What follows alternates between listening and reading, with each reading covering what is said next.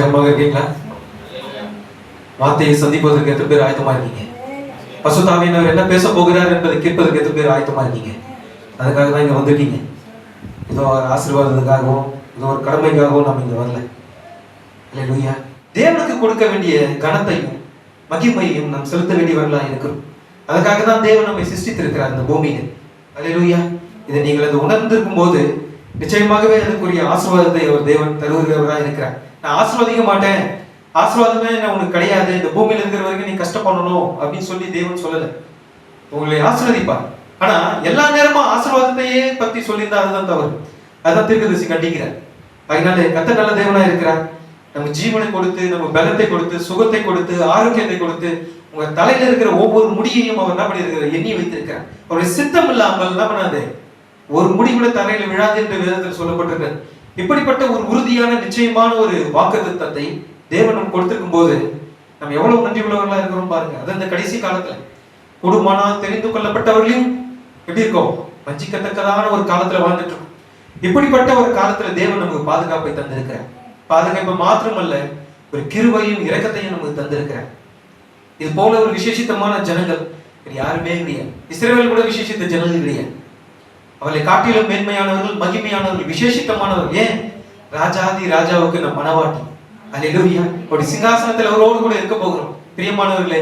ஆகினாலே தேவனுக்கு செலுத்த வேண்டிய கனத்தையும் மகிமையும் நாம் அவருக்கு செலுத்த வேண்டியவர்களாக இருக்கிறோம். அல்லேலூயா. நாம் யாவரும் சற்று எழுந்து நின்றோமாக எரேமியா புஸ்தகத்திலே எரேமியா 32வது அதிகாரம் 17 to 19 வசனங்களை வாசிப்போம். கர்த்தராகிய ஆண்டவரே, இதோ தேவரீர் உம்முடைய மகாபலத்தினாலும் நீட்டப்பட்ட உம்முடைய புயத்தினாலும் வானத்தையும் பூமியையும் உண்டாக்கினீர். உம்மாலே செய்யக்கூடாத அதிசயமான காரியம் ஒன்றுமில்லை. 1000 தலைமுறைகளுக்கும் கிருபை செய்கிறவரும் பிதாக்களுடைய அக்கிரமத்தை அவருடைய பின்னடியார் பிள்ளைகளின் மடியிலே சரி கட்டுகிறவருமாகிய சேனைகளின் கர்த்தர் என்னும் நாமம் உள்ள மகத்துவமும் வல்லமையும் உள்ள தேவனே, யோசனையில் பெரியவரும் செயலிலே வல்லவருமாய் இருக்கிறீர். அவனவனுக்கு அவனுடைய வழிகளுக்கு தக்கதாகவும் அவனவனுடைய கிரியைகளின் பலனுக்கு தக்கதாகவும் அளிக்கும்படி உம்முடைய கண்கள் மனுபுத்திரனுடைய எல்லா வழிகளின் மேலும் நோக்கமாய் இருக்கிறது. ஆமென். கர்த்தர் நல்ல தேவனாய் இருக்கிறார். தொடர்ந்து செய்திகளாக போவோம். இன்னைக்கு பார்க்க போகிற செய்தி சர்வ வல்லமையுள்ள தேவன் என்ற ஒரு செய்தியை நம்ம இன்னைக்கு பார்க்க போகிறோம்.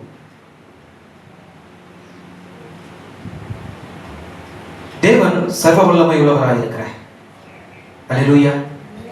தேவன் இந்த பூமியிலே ஒரு இயற்கைக்கு மேம்பட்ட காரியத்தை, ஒரு அற்புதத்தை, ஒரு அதிசயத்தை இந்த பூமியிலே நடப்பதற்கு முன்பாக எப்பொழுதுமே தேவன் தம்முடைய வார்த்தையை முன்னறிவித்து அதை வெளிப்படுத்தி பிறகு இயற்கைக்கு மேம்பட்ட காரியங்களை செய்கிறவராய் இருக்கிறார்.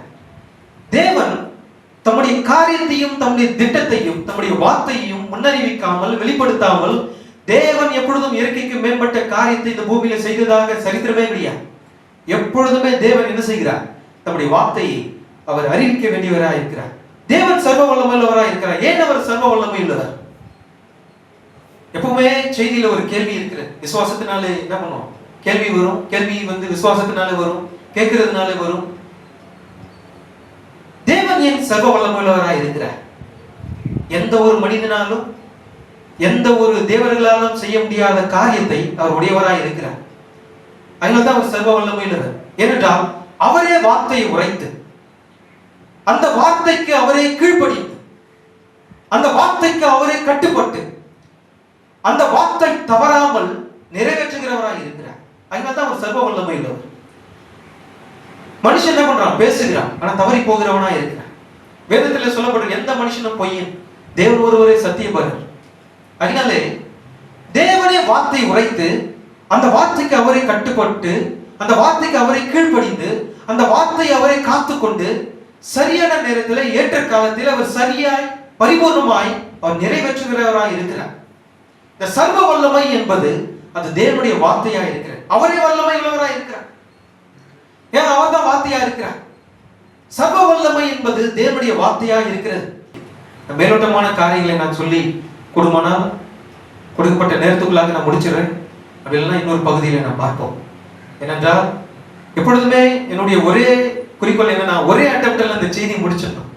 அதுதான் என்னுடைய காரியமா இருக்கு. அதனால தான் நேரமானது அப்படி நீடித்துக் கொண்டே போய் கொண்டு இருக்கிறது. ஆனாலும் கர்த்தர் தாமே நமக்கு உதவி செய்வாராக. பாருங்கள், ஏன் சர்வ வல்லமையுள்ளவராய் இருக்கிறார்? அவர் சகலத்தையும் படைத்தவர். அதனால தான் பரிசுத்த பவுல் அங்கே கொலோசையர்ல சொல்லியிருக்கிறார். என்ன சொல்லியிருக்கிறார்னா,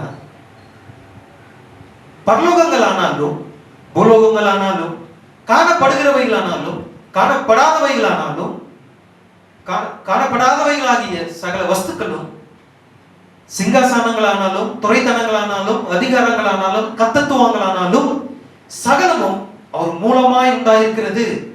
அவருக்கென்று சிருஷ்டிக்கப்பட்டிருக்கிறது. நாமும் அவருக்கென்று சிருஷ்டிக்கப்பட்டிருக்கிறோம். புரிந்து கொள்ள முடிகிறதா?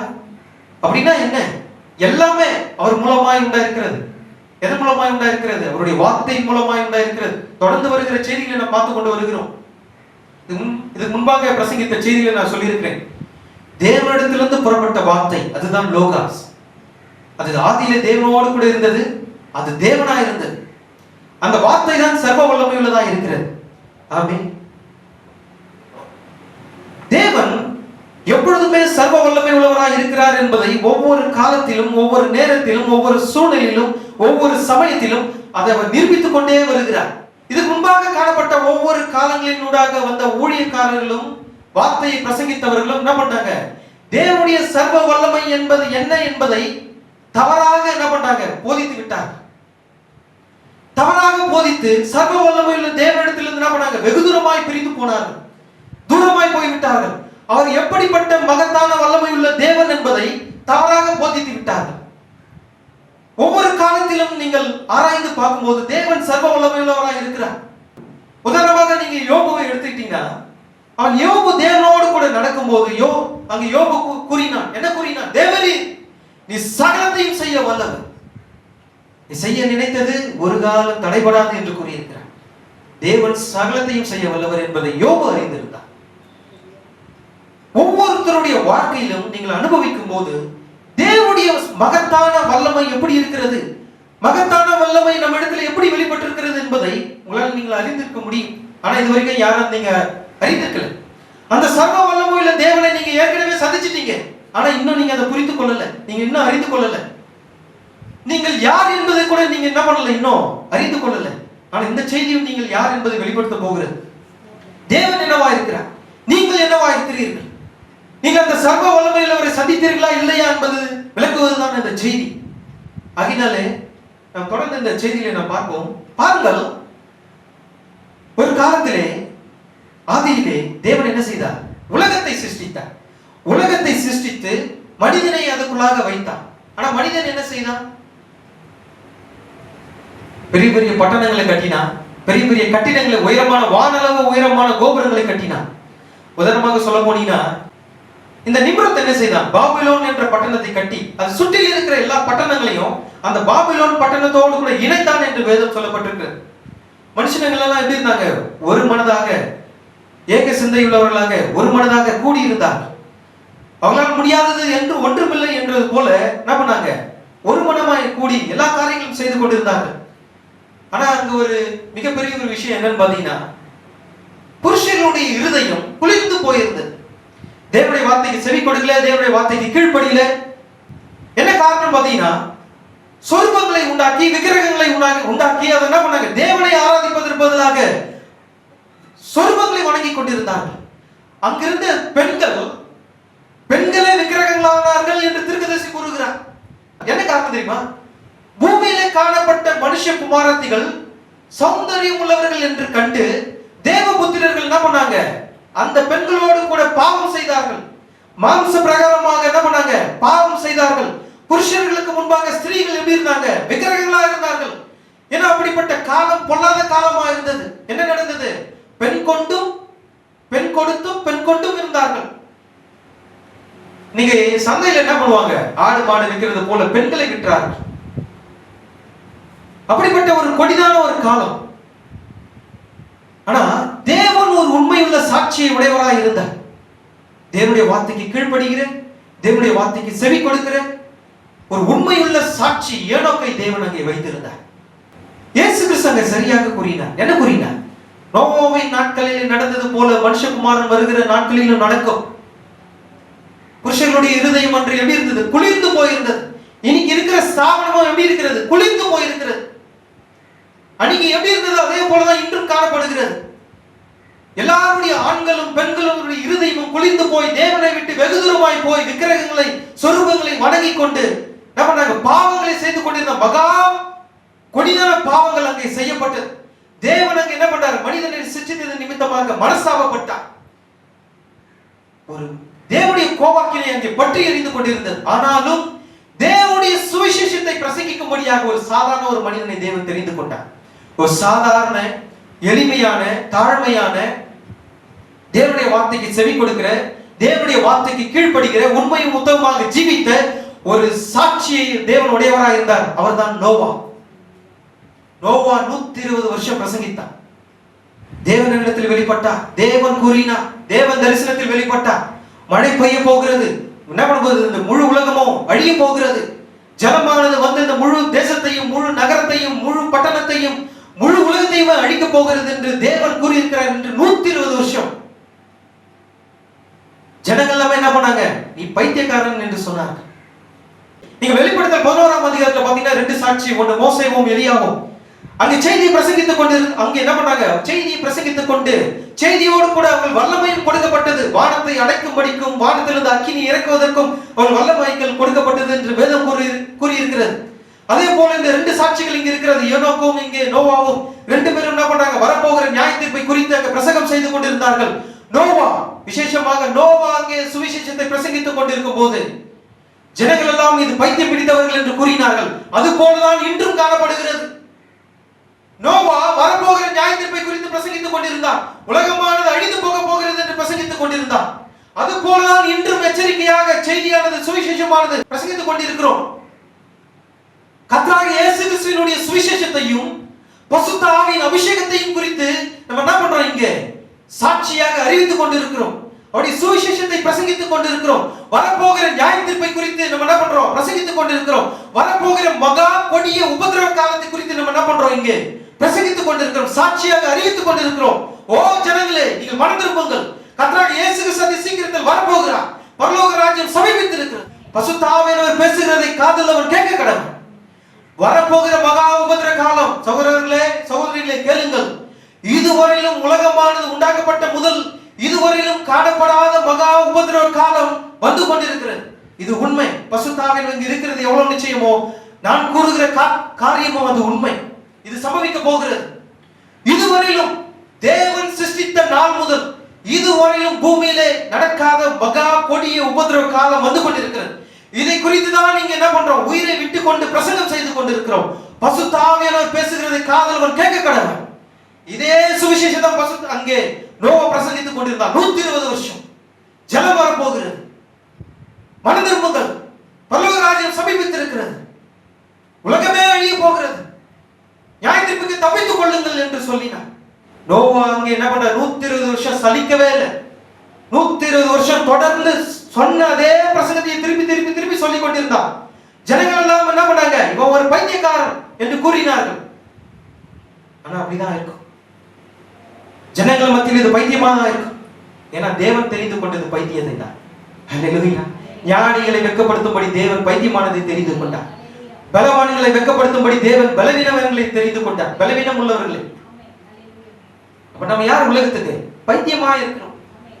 இன்னைக்கு ஜனங்கள் எப்படி இருக்கிறாங்க? அன்னைக்கு எப்படி இருந்தாங்க அதே போலதான் இன்னைக்கு இருக்கிறாங்க. அன்னைக்கு ஜனங்கள் என்ன பண்ணாங்க? பெண் கொண்டும் பெண் கொடுத்தும் இருந்தாங்க. இன்னைக்கும் அப்படிதான் இருக்கிறாங்க. எனக்கு எந்த ஒரு கவலையும் இல்லை. நான் ஆசீர்வாதமா இருக்கிறேன். எனக்கு சபை முழுவதும் என்ன பண்ணுது? ஜனங்கள் நிரம்பி வழிந்து கொண்டிருக்கிறது. தேவன் என்னை ஆசீர்வதித்திருக்கிறார். இவ்வளவாய் ஆசீர்வதித்திருக்கிறார். என் சபையில எந்த ஒரு குறையும் இல்லை.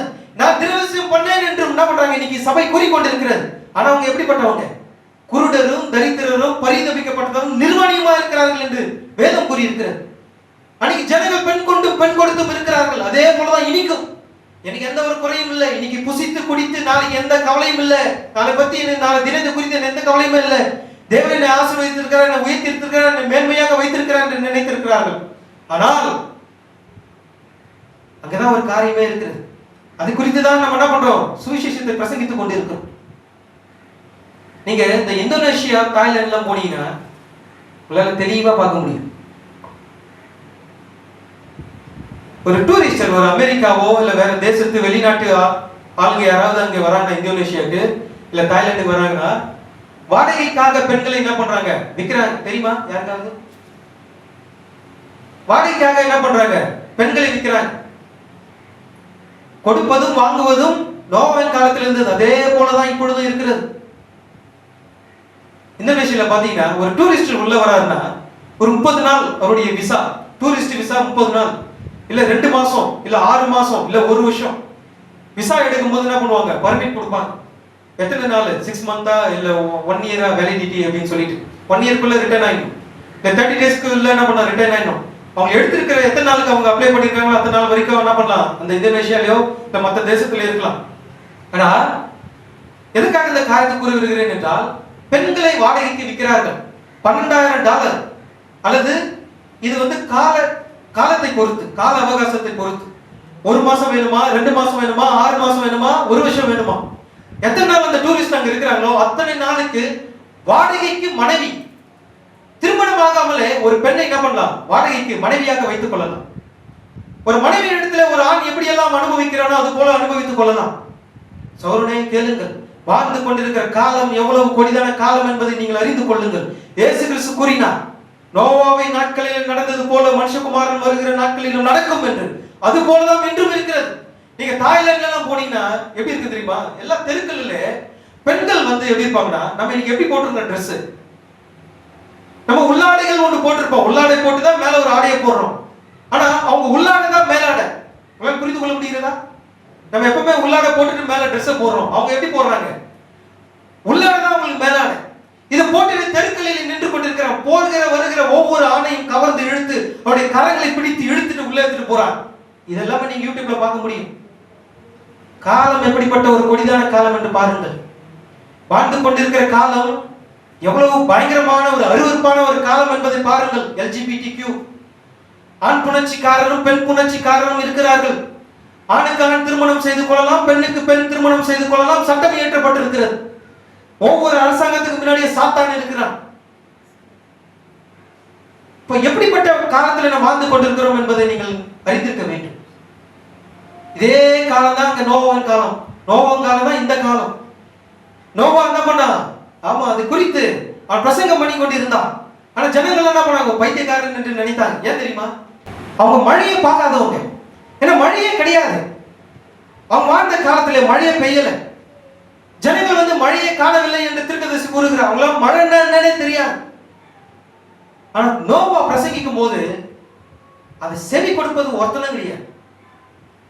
ஒருத்தன அதை கேட்கல, எல்லாமே பைத்தியக்காரர்கள் என்று. ஆனா நோவா அதை பற்றி பொருட்படுத்தவே இல்லை. தேவனுடைய வார்த்தைக்கு நிமித்தமாக வருகிற நிந்தையை என்ன பண்ணா, சுமந்தான். இன்னைக்கு ஒவ்வொரு கிறிஸ்தவர்களும் இந்த நிந்தையை நம்ம சுமக்க வேண்டியவர்களா இருக்கிறோம்.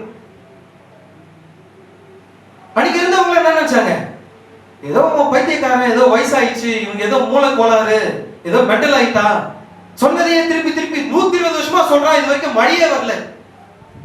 நீங்கள் அந்த காலத்துல வாழ்ந்திருப்பீர்களானால் நீங்க என்ன செய்திருப்பீர்கள்? 120 வருஷம் 120 வருஷம் சொன்னதையே திருப்பி திருப்பி சொல்லி இருக்கிறான். ஆனா மழையே அங்க பெய்யல. அப்படி இருக்கும்போது என்ன சொல்லுவாங்க ஜனங்களா? நீங்க சற்று யோசிச்சு பாருங்க. 120 வருஷம் சொல்லிட்டு இருக்காங்க, அது வரைக்கும் மழையே வரல. ஜனங்கள் இதை பத்தி கவலைப்படாம என்ன பண்ணாங்க, புசித்தும் குடித்தும் நாளை பத்தி அவங்க கவலையப்படல. வாழ்ந்து கொண்டிருக்கிற ஜீவத்தை குறித்து அவங்க கவலைப்படல. அது போலதான் இன்னைக்கு இருக்கிறது. பசுத்த பவுல் சொல்லியிருக்கிறார், கடைசி காலத்தில் இப்படிப்பட்டவர்கள் இருப்பார்கள் என்று கூறியிருக்கிறார். நீங்கள் அங்கே 2 தீமோத்தேயுவிலே 3ஆம் அதிகாரத்துல 1-5 வசனங்களை வாசிக்கும் போது என்ன சொல்லப்பட்டிருக்குன்னா, வாசிங்க. மேலும் கடைசி நாட்களில் கொடிய காலங்கள் வரும் என்று அறிவாயாக. எப்படியெனில் மனுஷர்கள் தற்பிரியராயும் பணப்பிரியராயும் வீம்புக்காரராயும் அகதை உள்ளவர்களாயும் தூஷிக்கிறவர்களாயும் தாய் தகப்பன்மாருக்கு கீழ்ப்படியாதவர்களாயும் நன்றி அறியாதவர்களாயும் பரிசுத்தம் இல்லாதவர்களாயும் சுபாவ அன்பில்லாதவர்களாயும் இணங்காதவர்களாயும் அவதூறு செய்கிறவர்களாயும் நிச்சயடக்கம் இல்லாதவர்களாயும் கொடுமை உள்ளவர்களாயும் நல்லோரை பகைஞர்களாயும் துரோகிகளாயும் துணிகரம் உள்ளவர்களாயும் இருமாவும் உள்ளவர்களாயும் தேவ பிரியராய் இராமல் சுகபோக பிரியராயும் தப்பிரியாராயும் தேவ பக்தியின் வேஷத்தை தரித்து அதன் வல்லனை மறுதளிக்கிறவராயும் இருப்பார்கள். இப்படிப்பட்டவர்களை நீ விட்டு விலகு. பாத்தீங்களா? மேலும் கடைசி நாட்களில் கொடிய காலங்கள் வரும் என்று இங்கே பசுத்த பவுல் அங்கே தீர்க்கதரிசனமாக உரைத்திருக்கிறார். இந்த கடைசி காலத்தில் இப்படிப்பட்டவங்க இருக்கிறார். தேவ பக்தியின் வேஷத்தை தரித்து அதன் பலனை மறுதளிக்கிற கூட்டம் தான் இன்னைக்கு எல்லா இடத்திலும் காணப்படுகிறது. சற்று யோசிச்சு பாருங்க, சபையினுடைய நிலைமை என்னவா இருக்கிறது? குளிர்ந்து போயிருக்கிறது. இன்னைக்கு சபையானது எப்படி இருக்கணும் தெரியுமா? பற்றி எரிந்து கொண்டிருக்கணும். ஏன்னா கடைசி காலத்தில் இருக்கிறோம். தேவனுடைய வருகையை சந்திப்பதற்காக ஆயத்தப்பட்டு கொண்டிருக்கிறோம். இப்படிப்பட்ட நேரத்தில் ஒவ்வொருடைய விசுவாசின் இருதயமும் பற்றி எரிந்து கொண்டிருக்கணும். இதுவரையிலும் நான் ஜெபித்ததை காட்டி இன்னும் அதிகமா நான் ஜெபிக்கணும். இதுவரையிலும் நான் பசுத்தாவியை பெற்றுக் கொண்டதை காட்டி இன்னும் அதிகமாக நான் பசுத்தாவியை பெற்றுக்கொள்ளணும்.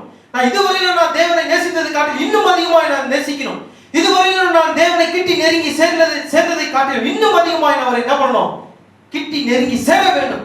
இப்படியாக நான் என்ன பண்ணணும்? இன்னும் எவ்வளவு வார்த்தையை அறிந்து கொள்ளமோ வார்த்தையை அறிந்து கொண்டு புரிந்து கொண்டு இன்னும் அதிகமாக வார்த்தையின்படி நான் ஜீவிக்க வேண்டும். ஒவ்வொருடைய விசுவாசனுடைய வாழ்க்கையின் குறிக்கோள் இப்படிதான் இருக்கணும். பற்றி எறிந்து கொண்டிருக்க வேண்டிய வேலையில இன்னைக்கு சபையானது எப்படி இருக்கிறது? குளிர்ந்து போயிருக்கிறது. எனக்கு எந்த ஒரு குறையும் இல்லை, ஆசீர்வாதமா இருக்கிறேன். என் சபையில எந்த ஒரு குறையும் இல்லை. அப்படிதானே இருக்கிறாங்க நீ ஜனங்க. அன்னைக்கு ஜனங்க அப்படிதான் இருந்தாங்க. நோவை பிரசங்கிக்கும் போது மழைன்னா என்னன்னே தெரியாதவங்க. ஏன்னா மழையை பெய்யல, வறட்சியான ஒரு சூழ்நிலை. மழை வரப்போது ஆனா இது வரைக்கும் மழையே வரலையே, நாங்க இது வரைக்கும் மழையை பார்த்தது இல்லையே என்று சொன்னார். அது போலதான் இன்னைக்கு இருக்கிறது ஜனங்கள். சுவிசேஷமானது 2000 வருஷமாக பிரசங்கித்துக் கொண்டு வருகிறது.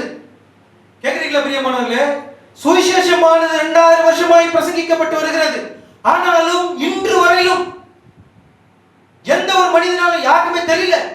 ஆவியில் மீண்டும் பிறப்பது என்னவென்று தெரியாமலே என்று என்ன பண்றாங்க கிறிஸ்தவர்கள் இன்று இருக்கிறார்கள். உங்களால் புரிந்து கொள்ள முடிகிறதா? ஆவியில் மீண்டும் பிறக்க வேண்டும் என்று இயேசு கிறிஸ்து கூறினார். இன்னைக்கு மீண்டும் பிறப்பது என்னவென்றே அவங்க அறியாது இருக்கிறார்கள்.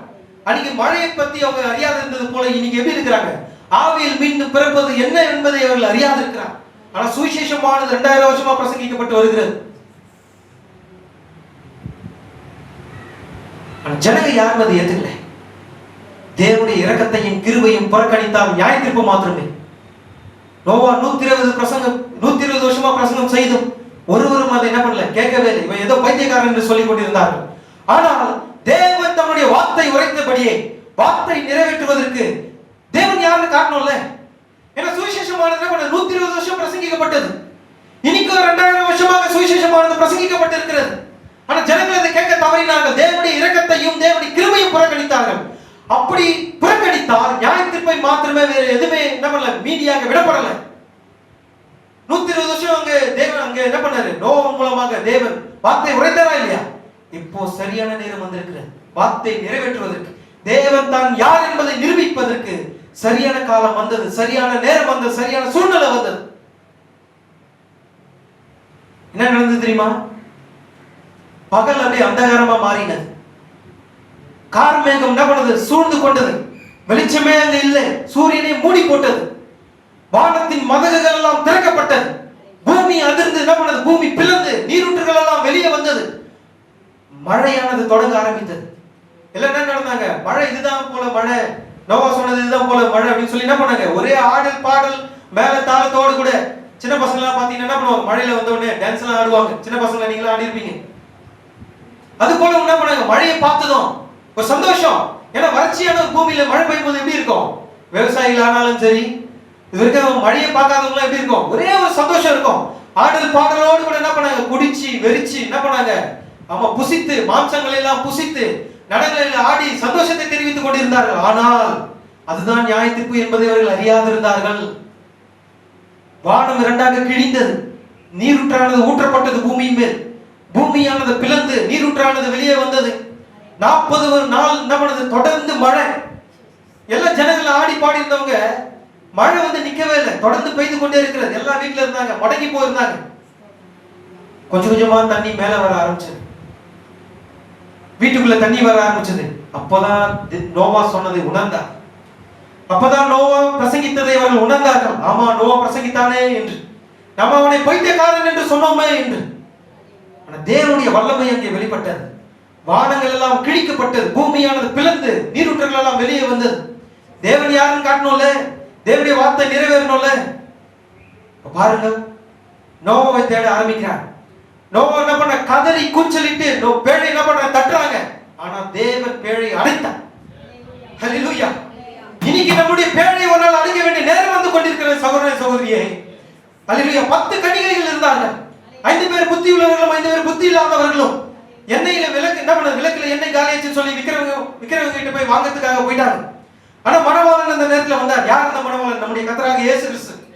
புத்தி உள்ள ஸ்திரீகள் என்ன பண்ணாங்க, கையில பசுத்தாவி என்னும் எண்ணெயை வைத்திருந்தார்கள். தேவனுடைய ஜீவிக்கின்ற தேவனுடைய வார்த்தை அவருடைய இருதயத்தில் இருந்தது. பசுத்தாவினர் அவர்களுக்குள்ளாக இருந்தார். மணவாளன் வரும்போது பசுத்தாவியோடு கூட என்ன பண்ணாங்க, சென்று விட்டார்கள். அப்பொழுது தேவன் கதவை அடைத்தார். இந்த புத்தி இல்லாதவங்க வந்து கதவை தட்டுறாங்க. தேவனே எங்கள் சத்தத்துக்கு என்ன பண்ணுங்க, ஆமா செவி கொடுங்கள் என்று. அப்ப தேவன் என்ன சொன்னார், நான் உங்களை அறியேன். இப்ப நோவா வந்து பேழையை வந்து தட்டுறாங்க. ஜனங்க கத்தி கூச்சல் ஏறாங்க. சில பேர் மரத்து மலை ஏறினாங்க, சில பேர் மலை மலை ஏறினாங்க. இல்ல, தண்ணி கொஞ்சம் கொஞ்சமாக வந்து கொண்டே இருக்கிறது. வெளிச்சத்தையே காண முடியல. ஏன்? ஃபுல்லா அந்தகாரம், சூரியனுடைய வெளிச்சமே இல்லை. 40 நாள் தொடர்ந்து மழை. ஆனா பேழை நடந்தது, நியாய தீர்ப்பின் மேல் பேழையானது மிதந்து சென்றது. ஹல்லேலூயா. ஆனா நான் ஒரு காரியத்தை சொல்ல விரும்புகிறேன். நோவா மணவாட்டிக்கு அடையாளமானவன் அல்ல. நோவா மணவாட்டிக்கு அடையாளமானவன் அல்ல. நம் நியாய தீர்ப்பின் மேல் செல்ல போவதில்லை. ஏனோக்கை போல நியாய தீர்ப்பு முன்பாகவே நாம் செல்ல போகிறோம். ஹல்லேலூயா. கர்த்தர் நல்ல தேவனா இருக்கிறார். நியாய தீர்ப்பின் வழியாக போகிறது தான் ஸ்தாபனம். அது நமக்கு அடையாளமா இல்ல. நியாய தீர்ப்பு வருவதற்கு முன்பாக வானத்திலிருந்து ஒரு சொட்டு நீர், ஒரு தூறல், ஒரு சாரல் பூமியின் மேல் விழுவதற்கு முன்பாக ஏனோக்கு எடுத்துக் கொள்ளப்பட்டான். ஹல்லேலூயா. ஒரு அணுகுண்டு பூமியின் மேல் விழுவதற்கு முன்பாக அந்த மணவாட்டியான் எடுத்துக் கொள்ளப்படும் என்று தீர்க்கதரிசி கூறி இருக்கிறார். ஹல்லேலூயா. எத்தனை பேர் விசுவாசிக்கிறீங்க? கர்த்தர் நல்ல தேவனா இருக்கிறார். ஏனோக்கு தேவனோடு கூட நடந்து காணப்படாமல் போனார். அது போலதான் நாமும் தேவனுடைய வார்த்தையின்படி நாம் ஜீவிக்கிறோம். இந்த உலகத்தை புறம்பே தள்ளி, பவுல் அங்கே கூறுகிறார் இல்லையா, கடைசி செய்தியில பார்த்தோமா இல்லையா, இந்த உலகத்தை குப்பை என்று தள்ளி, நஷ்டம் என்று கருதி இந்த உலகத்தை அவன் புறக்கணித்து, ஹல்லேலூயா, தேவனுக்கு என்று சேவை செய்யும்படியாக அங்கே பவுல் வந்தான். அது போலதான் இன்று நாமும் இந்த உலகத்திலிருந்து பிரிந்து வந்து தேவனுக்கு சேவை செய்கிறவர்களாக இங்கே காணப்படுகிறோம். ஹல்லேலூயா. அதற்கான பாக்கியமும் நன்மையும் வந்து கொண்டிருக்கிற சகோதரனே, இன்னும் கொஞ்ச நாள் மாத்திரம்தான். பொறுமையாக இருங்கள். விசுவாசத்திலே பொறுமையாக என்ன பண்ணுங்க, உங்கள் ஓட்டத்தை ஓடுங்கள். இன்னும் கொஞ்ச நேரம் தான். சுவிசேஷத்தை பிரசங்கிக்கிறோம். எத்தனை பேர் இதை கேலி கிண்டல் செய்யறாங்க எனக்கு தெரியல. நிச்சயமாக செய்வார். வார்த்தை நிமித்தமாக வந்த இன்னும் என்ன பண்ணுது, நிந்தை வந்து கொண்டிருக்கிற.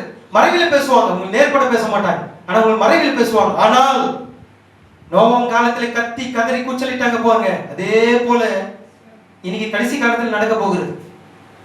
மகாபுத்திர காலம். மணவாட்டி இந்த பூமியில நாம இங்க இருக்க மாட்டோம். பசுத்தாவியோடு கூட நம்ம என்ன பண்ணிருப்போம், அங்கே கல்யாண விருந்தில் இருப்போம். ஹல்லேலூயா. கல்யாண விருந்து அங்க என்ன பண்ணுது, பரிமாற இருக்க போகிறது. நாம அங்கே அவரோடு கூட அந்த கல்யாண விருந்தில் இருக்க போகிறோம். ஆனால் கைவிடப்பட்டவர்களுடைய நிலைமை சகோதரனே, இங்கே இருக்கிற ஒவ்வொரு சகோதர சகோதரிகளும் தேவனுடைய ராஜ்யத்தை காணப்படாமல் போனா எவ்வளவு கொடிதா இருக்கும் பாருங்க. நம்முடைய சகோதர சகோதரர் யாராவது ஒருத்தர் காணாம போயிட்டார், தேவனுடைய ராஜ்யத்தை காணப்படாமலே போயிட்டாங்கன்னா, தேவனுடைய ராப்சர் இழந்து போனா எப்படி இருக்கும்? இந்த செய்தி தான் உங்களுக்கு ஞாபகத்துல வரும். சகோதரன் சொன்னாரு, ஆனா என்னுடைய விசுவாசமும் என்னுடைய நம்பிக்கையும் அது அல்ல. இங்க இருக்கிற குழந்தைகள் முதல் பெரியவர்கள் வரை எல்லாருமே தேவனுடைய ராஜ்யத்துல காணப்படும். ஹல்லேலூயா.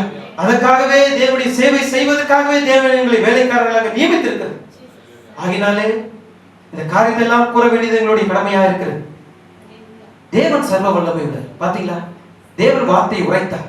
அந்த வார்த்தை நிறைவேற்றுவர் வல்லமை உள்ளவராக இருக்கிறார். தேவன் எப்பொழுதுமே வார்த்தையை காத்து கொண்டிருக்கிறார். மோசே பாருங்க, வனாந்திரத்துல வந்து தோற்று போனவனா இருந்தான். அவன் தோற்று போனவன் தான்.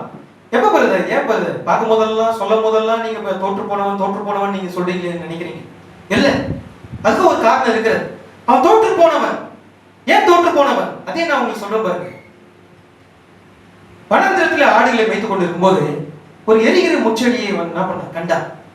ரொம்ப நேரமா, வெகு நேரமாக அது எரிந்து கொண்டு இருக்கிறது. ஆனா அதுல இருக்கிற இலை வந்து வெந்து போகல, அதுல இருக்கிற கிளைகள் வந்து வேகவில்லை, கருகி போகல, பச்சையா தான் இருக்கு. ஆனா நெருப்பு எரிந்து கொண்டு ரொம்ப நேரமாச்சு, எரிந்து கொண்டே இருக்கிறது.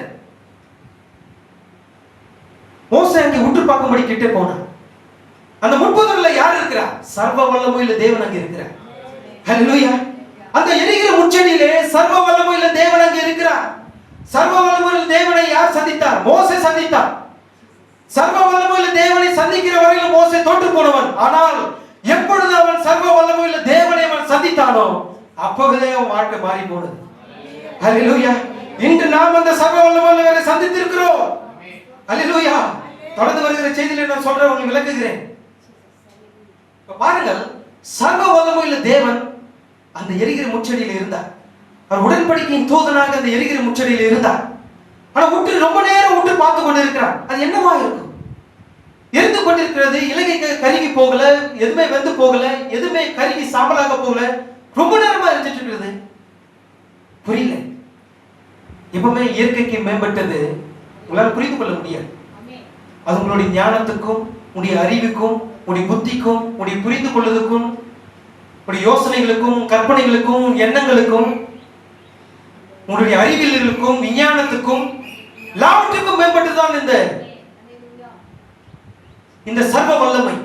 இந்த சர்வ வல்லமையில தேவனை உங்களால புரிந்து கொள்ள முடியாது. சகோதரனே சகோதரிகளே, எப்படி உங்களால புரிந்து கொள்ள முடியாது? இயற்கைக்கு மேம்பட்ட காரியத்தை உங்களால் புரிந்து கொள்ள முடியாது. அப்ப நம்ம புரிந்து இருக்கிறோம். அப்ப ஏதோ ஒரு காரியம் நடந்திருக்கிறது. உங்களால் புரிந்து கொள்ள முடிகிறதா? நம் தேவனை நாம் புரிந்து இருக்கிறோம்.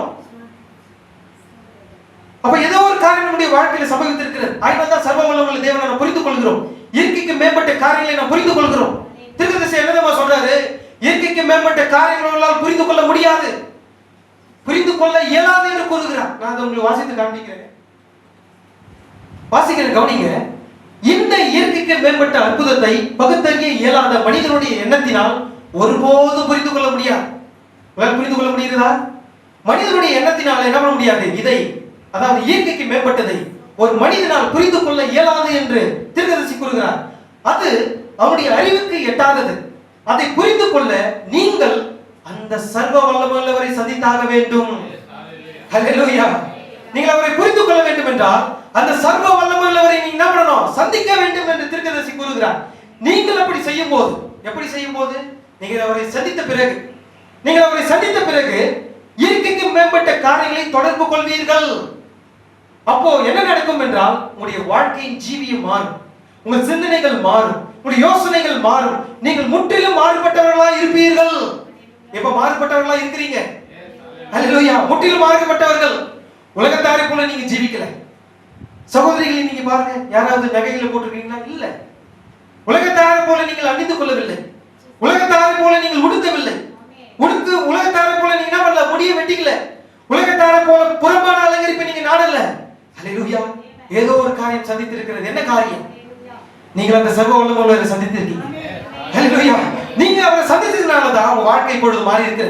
உங்க சிந்தனைகள் மாறும், உங்களுடைய யோசனைகள் மாறும், உங்களுடைய வாழ்க்கை ஜீவியம் மாறும். ஏன் மாறுது? நீங்கள் அந்த சர்வ வல்லமையுள்ளவரை சந்தித்திருக்கீங்க. அந்த சர்வ வல்லமையுள்ளவர் என்னவா இருக்கிறார்? அவர் தான் இந்த காலத்தில் ஜீவித்துக் கொண்டிருக்கிற தேவனுடைய வார்த்தையா இருக்கிறார். நீங்கள் அந்த வார்த்தையை சந்தித்த பிறகுதான் என்ன பண்ணுது? உங்களுடைய வாழ்க்கை ஜீவியமா மாறி இருக்கிறது. உங்க சுபாவம் எல்லாம் ஒழிந்து போய் இப்படி எப்படி இருக்கிறீங்க? புது சிருஷ்டியா இருக்கிறீங்க. வாழ்கிறது யாரு? நீங்கள் அல்ல, கிறிஸ்து உங்களில் வாழ்ந்து கொண்டிருக்கிறார். ஹல்லேலூயா. நீங்கள் அந்த சர்வ வல்லமையை சந்தித்ததுனால தான் உங்களுக்கு வித்தியாசம் காணப்படுகிறது.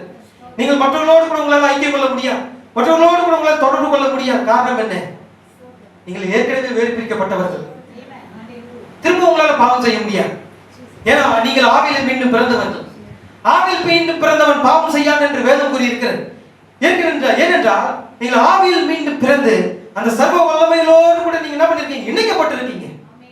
பாவம் எல்லாம் வேரோடு பிடிக்கப்பட்டு எரிக்கப்பட்டாயிற்று. தேவன் தூக்கி எரிச்சிட்டார். இனி அந்த பாவங்களில் என்ன பண்ண முடியாது? ஜீவிக்க முடியாது. ஏன்னா பாவத்தின் வேறு பிடிங்கினதுக்கு அப்புறம் எப்படி திரும்ப ஒரு செடி வரும்? ஏற்கனவே நீங்க அதுக்கு மறிச்சிட்டீங்க. திரும்ப அதுல என்ன பண்ணாது? உங்களுக்குள்ளாக ஜீவிக்கவே முடியாது. நான் பாருங்க, மோசே அந்த சர்வ வல்லமையுள்ளவரை சந்தித்தான்.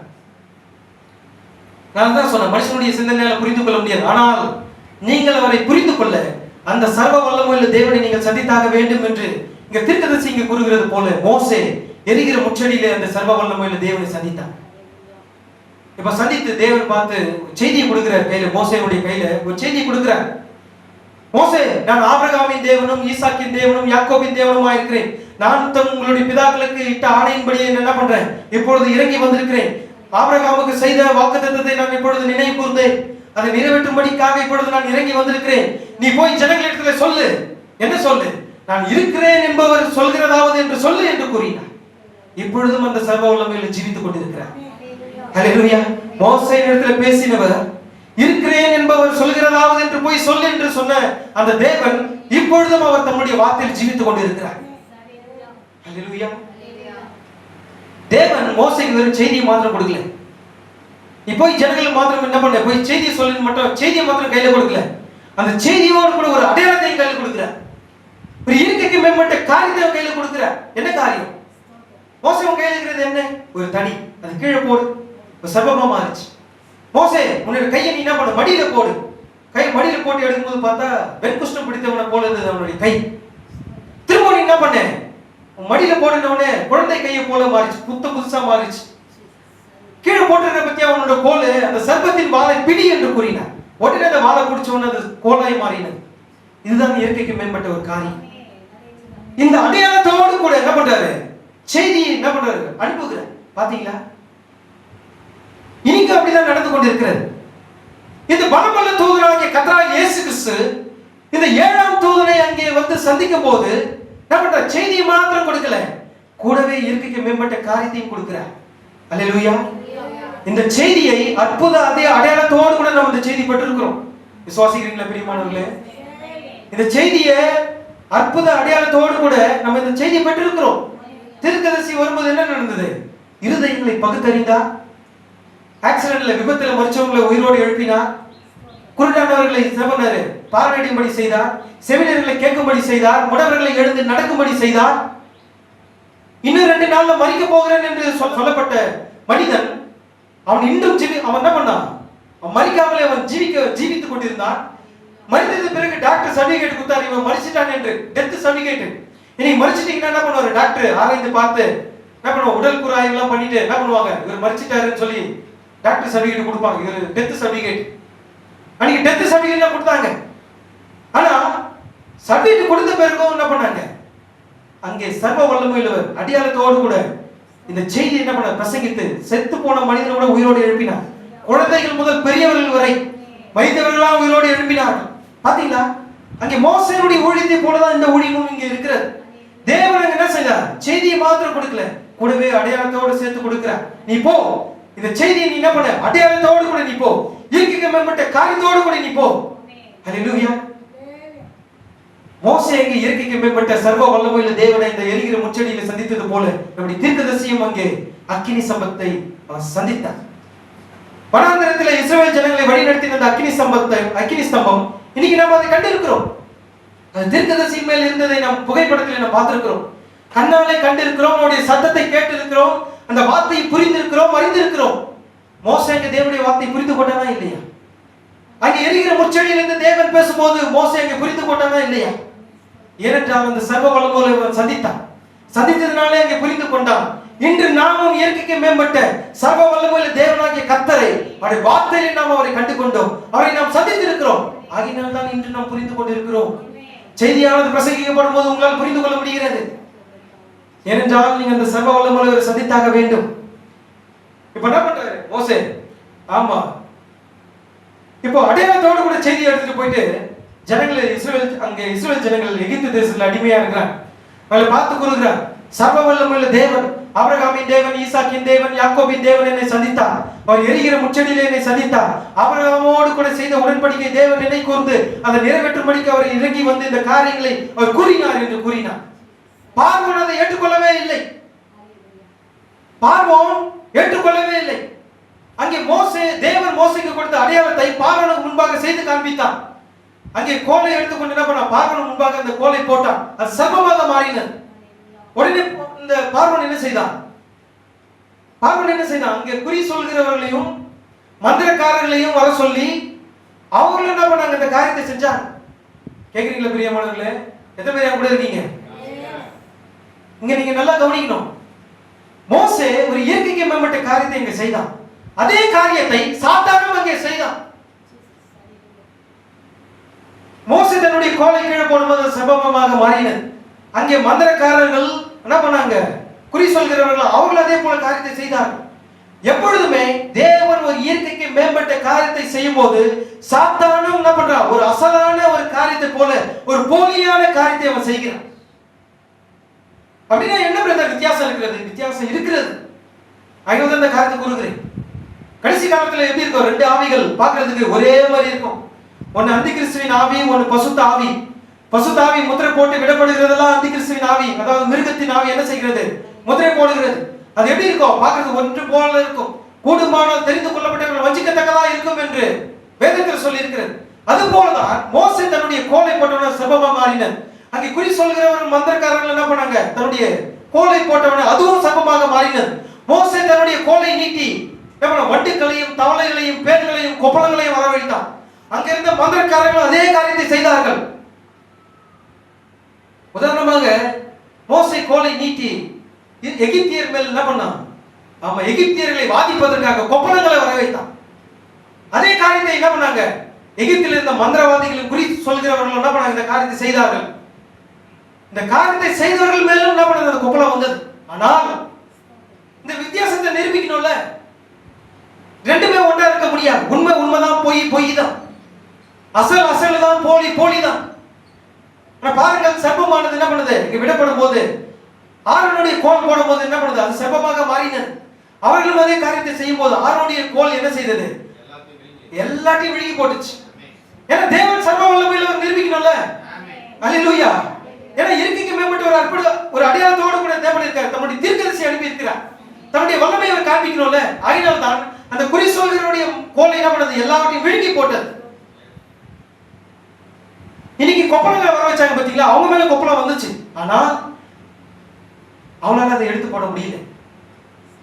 தேவனுடைய ஊழியக்காரனாகிய மோசே அந்த காரியத்தை செய்தான். அவனால் எடுத்து போட முடிந்தது. இதுதான் வித்தியாசத்தை உண்டு பண்ணுகிறது. ஏனென்றால் தெய்வீக சுகமளித்தல் என்பது தேவனால் மாத்திரமே செய்ய முடியும். சாத்தானால் செய்ய முடியாது. சாத்தானுக்கு அந்த வல்லமை கிடையாது. தெய்வீக சுகமளித்தல் என்பது தேவனிடத்திலிருந்து வருகிறது. அதை சாத்தானால் செய்ய முடியாது. சாத்தானால் ஒன்று செய்ய முடியும். என்ன செய்ய முடியும்? தேவனுடைய சிருஷ்டிகள் எல்லாவற்றையும் அவன் சீர்குலைக்க முடியும். அப்படிதானே அவன் சீர்குலைச்சான். ஆதியிலே ஆதாமையும் பாவம், அதாவது ஆதியிலே ஆதாமையும் ஏவாளையும் பாவம் செய்ய வைத்து அதன் மூலமாய் முழு சிருஷ்டியுமே என்ன பண்ண? நாசமாக்கினான். அவனால் அந்த காரியத்தை செய்ய முடியும். ஆனால் அவனால் சிருஷ்டிக்க முடியாது. அவனால் தெய்வீக சுகமளித்தல் கொண்டு வர முடியாது. ஏனென்றால் அவர் யெகோவா தேவன், அவர் சிருஷ்டிகர்த்தர். அவரால் மாத்திரம்தான் அந்த காரியங்களை செய்ய முடியும். சிருஷ்டிக்கும் வல்லமை அவரிடத்தில் இருக்கிறது. சகோதரனே, அந்த சர்வ வல்லமை எதில் இருக்கிறது? அது தேவனுடைய வார்த்தையில் இருக்கிறது. அந்த வார்த்தை என்னவா இருக்கிறது? அதுதான் சர்வ வல்லமை. இல்லை, சர்வ வல்லமை உள்ளது. ஆமென். அந்த வார்த்தையில என்ன இருக்கிறது? சிருஷ்டிக்கும் வல்லமை இருக்கிறது. அந்த வார்த்தையில என்ன இருக்கிறது? தெய்வீக சுகமளித்தல் இருக்கிறது. அந்த வார்த்தையில என்ன இருக்கிறது? உயிர்ப்பிக்கும் வல்லமை இருக்கிறது. செத்து போன மனிதனுடைய உயிர்ப்பிக்கும் வல்லமை அந்த வார்த்தையில் இருக்கிறது. சிருஷ்டிக்கும் வல்லமை அந்த வார்த்தையில் இருக்கிறது. ஆனால் சாத்தானால் இந்த காரியத்தை செய்ய முடியாது. நான் எப்பவுமே சாத்தானை கடிந்து கொள்வேன். அவன் எந்த ரூபத்தில் வந்தாலும் என்னால் கண்டுபிடிக்க முடியும் இது சாத்தானுடைய செயல் என்பது. எல்லாருமே சொல்றாங்க, பிரதர் நீங்க ஏன் சாத்தானை இப்படி கடினமா கடிந்து கொள்கிறீங்களே என்று. எனக்கு அவனை போல எனக்கு வல்லமை எனக்கு கிடையாது. அவனை காட்டிலும் நான் சிறியவன். அவனுக்கு இருக்கிற வல்லமை கூட எனக்கு என்ன பண்ணுது? எனக்கு கிடையாது. பிரபஞ்சத்தின் அதிபதி என்று வேதம் சொல்லுகிறது. பிரபஞ்சத்துக்கே அதிபதியா இருந்தாலும் நான் குறித்து நான் பயப்பட மாட்டேன். ஏனென்றால் நான் சர்வ வல்லமையை சந்தித்திருக்கிறேன். ஹல்லேலூயா. எத்தனை பேர் இந்த சர்வ வல்லமையுள்ள தேவனை சந்திச்சிருக்கீங்க? அந்த சர்வ வல்லமையுள்ள தேவனை நீங்க சந்திப்பீர்களானால் சாத்தானுக்கு நீங்க பயப்படவே மாட்டீங்க. அவன் எப்படிப்பட்ட சூழ்ச்சிகளை கொண்டு வந்தாலும், எப்படிப்பட்ட தந்திரமான காரியங்களை நயவஞ்சகமாக உள்ள நுழைஞ்சாலும் அதுக்கு நீங்க பயப்படவே மாட்டீங்க. அவன் தோற்றுதான் போவான். ஒருவேளை இந்த சரீரத்தை கூட அவனால பண்ண முடியும். சித்திரவதை செய்து என்னை அவனால அழிக்க முடியும். இந்த சரீரத்தை அவனால அழிக்க முடியும். அதுக்கு நான் பயப்படவே மாட்டேன். என் சரீரத்தை அவனால அழிக்க முடியும். ஆனால் எனக்குள் ஜீவிக்கிற தேவனுடைய வார்த்தையை அவனால் அழிக்க முடியாது. என்னுடைய ஆவியை அவனால் பண்ண முடியாது, தொடக்கூட முடியாது. எனக்கு அவனுக்கும் இருக்கிற வித்தியாசம் என்ன தெரியுமா? நமக்கும் அவனுக்கும் இருக்கிற வித்தியாசம் என்ன தெரியுமா? நம்ம அவனை போல வல்லமையுள்ளவர்கள் நமக்கு கிடையாது. ஆனால் ஒரு காரியத்தை இங்க சொல்ல விரும்புகிறேன், கவனிங்க. சாத்தானுக்கு ஒரு முடிவு உண்டு, நமக்கு முடிவு கிடையாது. ஹல்லேலூயா. சாத்தானுக்கு ஒரு முடிவு உண்டு. கடைசி காலத்துல வெளிப்படுத்தல சொல்லப்பட்டிருக்கிறது, மரண சங்கிலினாலே கட்டி அவியாத அக்கினி கடலை அவனை தள்ளி தேவன் அவனை கொண்டு போடுவார். ஆனால் அவரை விசுவாசிக்கிறவனுக்கு நித்திய ஜீவன் உண்டு. அல்லேலூயா. அந்த வார்த்தை நம்முடையது, அந்த வாக்குத்தத்தம் நம்முடையது. ஏன்? கிறிஸ்துவோடு கூட நம்ம அடையாளம் கண்டு கொண்டோம். அவருடைய மரணத்திலே, அடக்கம் பண்ணப்படுதலே, அவருடைய உயிர்த்தெழுதலிலே, அவருடைய சிலுவையிலே எல்லாத்தையும் நம்ம என்ன பண்ணோம்? அடையாளப்படுத்தி கொண்டோம். நமக்கு முடிவு கிடையாது, ஆனா அவனுக்கு முடிவு இருக்கிறது. அல்லேலூயா. ஆகையினால தான் என்ன பண்றது கிடையாது, அவனுக்கு பயப்படுறதே கிடையாது. என்ன பண்ண போற? இந்த சரீரத்தை தானே நீ அழிக்க போற, அடிச்சுக்க. தேவன் அனுமதிச்சாதான் அந்த காரியத்தை செய்ய முடியும். அவனே வந்து அந்த காரியத்தை செய்ய முடியாது. தேவன் அனுமதிச்சாதான் அந்த காரியம் நடக்கும். அவருடைய ரத்தத்தின் கீழ் இருந்தா உன் தலையில இருக்க ஒரு முடி கூட அவனால தொட முடியாது. அல்லேலூயா. ஏன்னா ரத்தம் தான் நமக்கு பாதுகாப்பு. இந்த உலகத்திலே அவருடைய சிந்தப்பட்ட ரத்தத்தை தவிர வேற எந்த ஒரு பாதுகாப்பும் ஒரு விசுவாசிக்கு கொடுக்கப்படலை. விசுவாசிக்கு இருக்கிற மிகப்பெரிய பாதுகாப்பு அவருடைய சிந்தப்பட்ட ரத்தம். அதுதான் தேவனுடைய வார்த்தை. ஏன்னா அந்த வார்த்தையில தான் சர்வ வல்லமை இருக்கிறது. அந்த வார்த்தையை நம்ம உறுதியாக பற்றிக் கொள்ளும் போது அந்த சர்வ வல்லமை நமக்குள் ஜீவிக்கிறதா இருக்கிறது. அல்லேலூயா. அப்ப யார் உங்களை தோற்கடிக்க முடியும்? அந்த சர்வ வல்லமை உள்ள தேவன் உங்களுக்குள் ஜீவிப்பாரானால் யார் உங்களை தோற்கடிக்க முடியும்? அப்ப உங்களால எல்லா காரியங்களையும் செய்ய முடியும். தொடர்ந்து வருகிற நம்ம செய்தியில பார்ப்போம். பாருங்கள், இங்கே ஒரு அசலான ஒரு காரியத்தை போல பொய்யான காரியங்களை அங்க என்ன பண்ணுது? அங்கே செய்யப்பட்டது. எகிப்தியரை வாதிக்கும்படியாக அநேக வாதிகள் தேவன் கொண்டு வந்தும் வாதித்தும் தெய்வீக சுகமளித்தலை கொடுத்தும் எல்லா இயற்கைக்கு மேம்பட்ட காரியங்களை பார்வோன் கண்ணாலே கண்டான். எல்லா இயற்கைக்கு மேம்பட்ட காரியங்களை மோசே சொன்ன எல்லா காரியங்களும் அன்று நடந்தது. மோசே சொன்ன ஒரு வார்த்தையும் தரையில் விழுந்து போகவில்லை, ஒரு வார்த்தையும் நிறைவேறாமல் போகவில்லை. தேவன் மோசே மூலமாக உரைத்த எல்லா காரியங்களும் அன்று நடந்தது.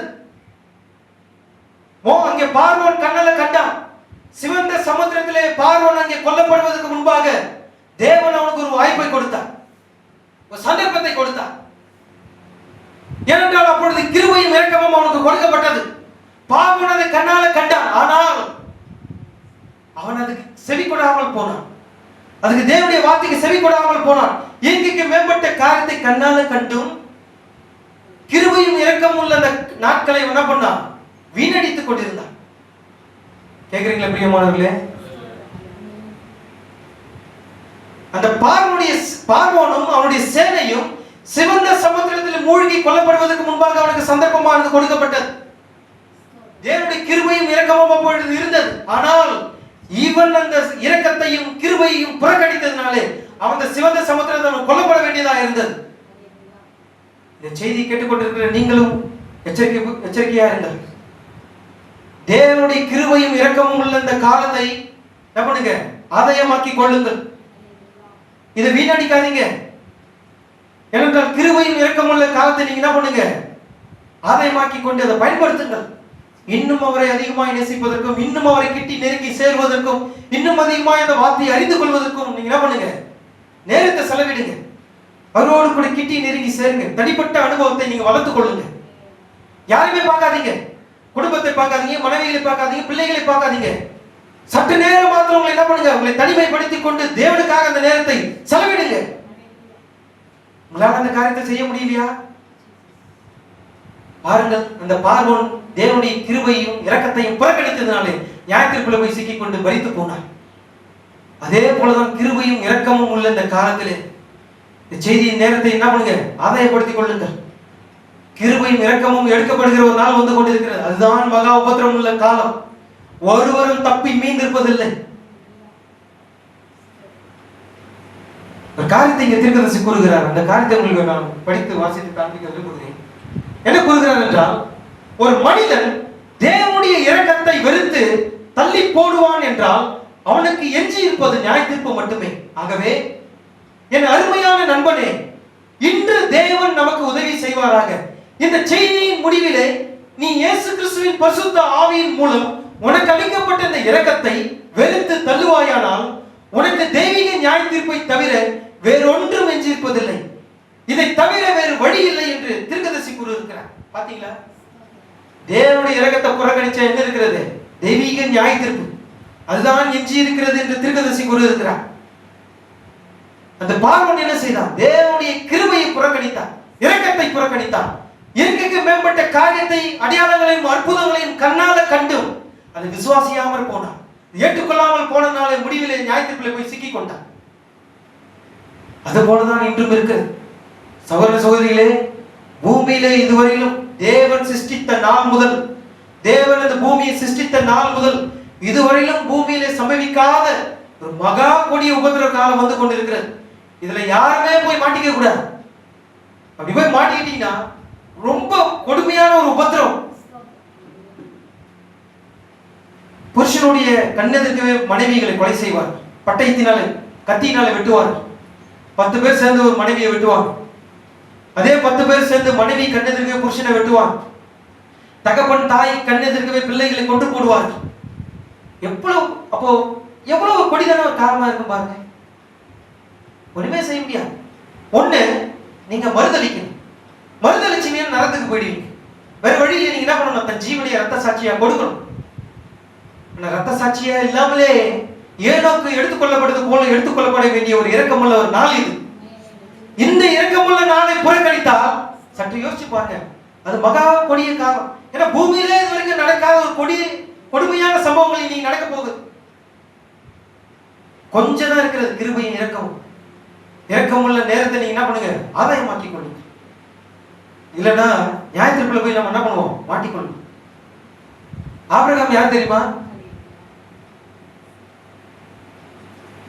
இந்த உலகத்தையே என்ன பண்ணா? ஜெயிக்கக்கூடியவன். உலகத்தையே ஜெயிக்கக்கூடியவன், உலகத்தையே ஆளக்கூடியவன் தான் யாரு? ஆபிரகாம்.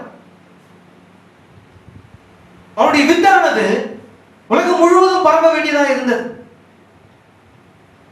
ஏன்னா உலகத்தை ஜெயிக்கக்கூடியவனாக ஆபிரகாம் இருந்தான். ஆபிரகாமுக்குள்ளாக இருந்தது விசுவாசம். விசுவாசமே உலகத்தை ஜெயிக்கிற ஜெயமா இருக்கிறது என்று வேதம் கூறியிருக்கிறது. அவனோடு கூட இருந்தது யார் தெரியுமா?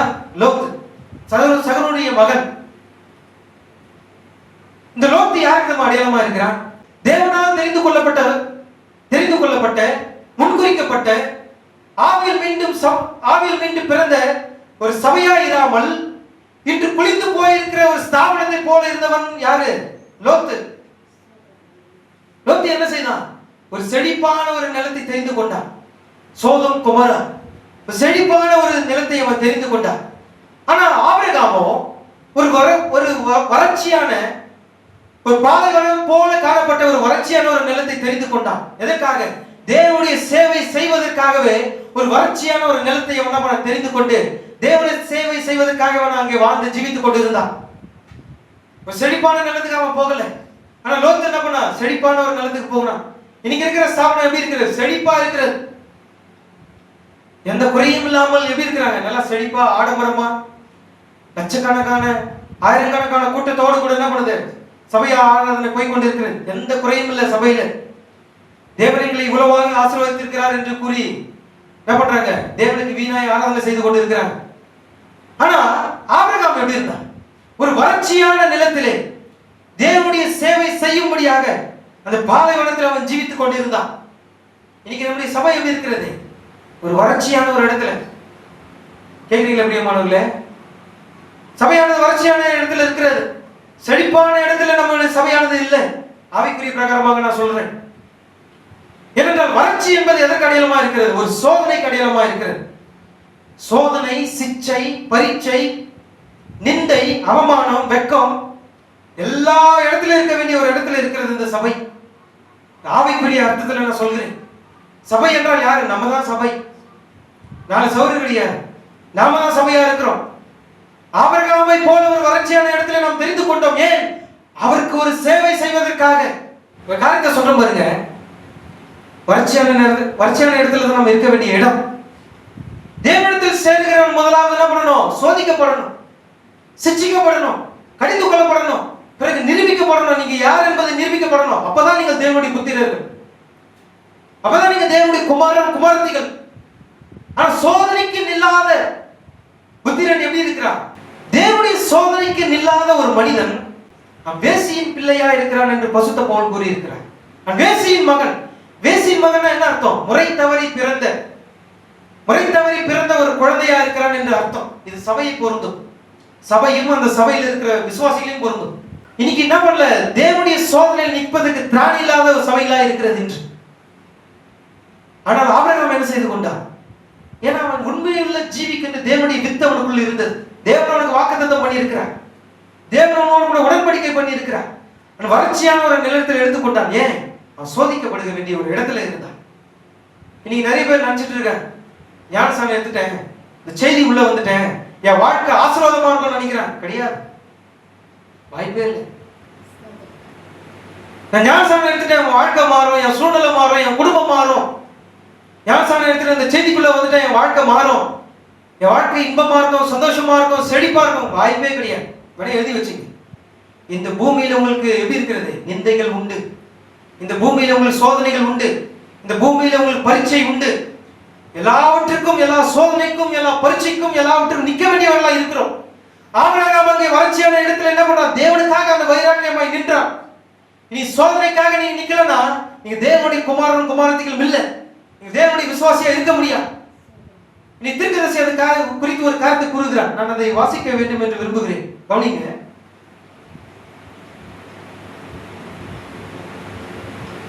என்ன தீர்க்கதரிசி சொல்றான்னு கவனிங்க. தேவன் ஒருபோதும் பூ மெத்தையை போல சுலபமான வழியை வாக்களிப்பதில்லை. கேக்குறீங்களா பிரியமானவர்களே? வாழ்க்கை என்பது எப்படி இருக்கிறது தெரிஞ்சுங்க.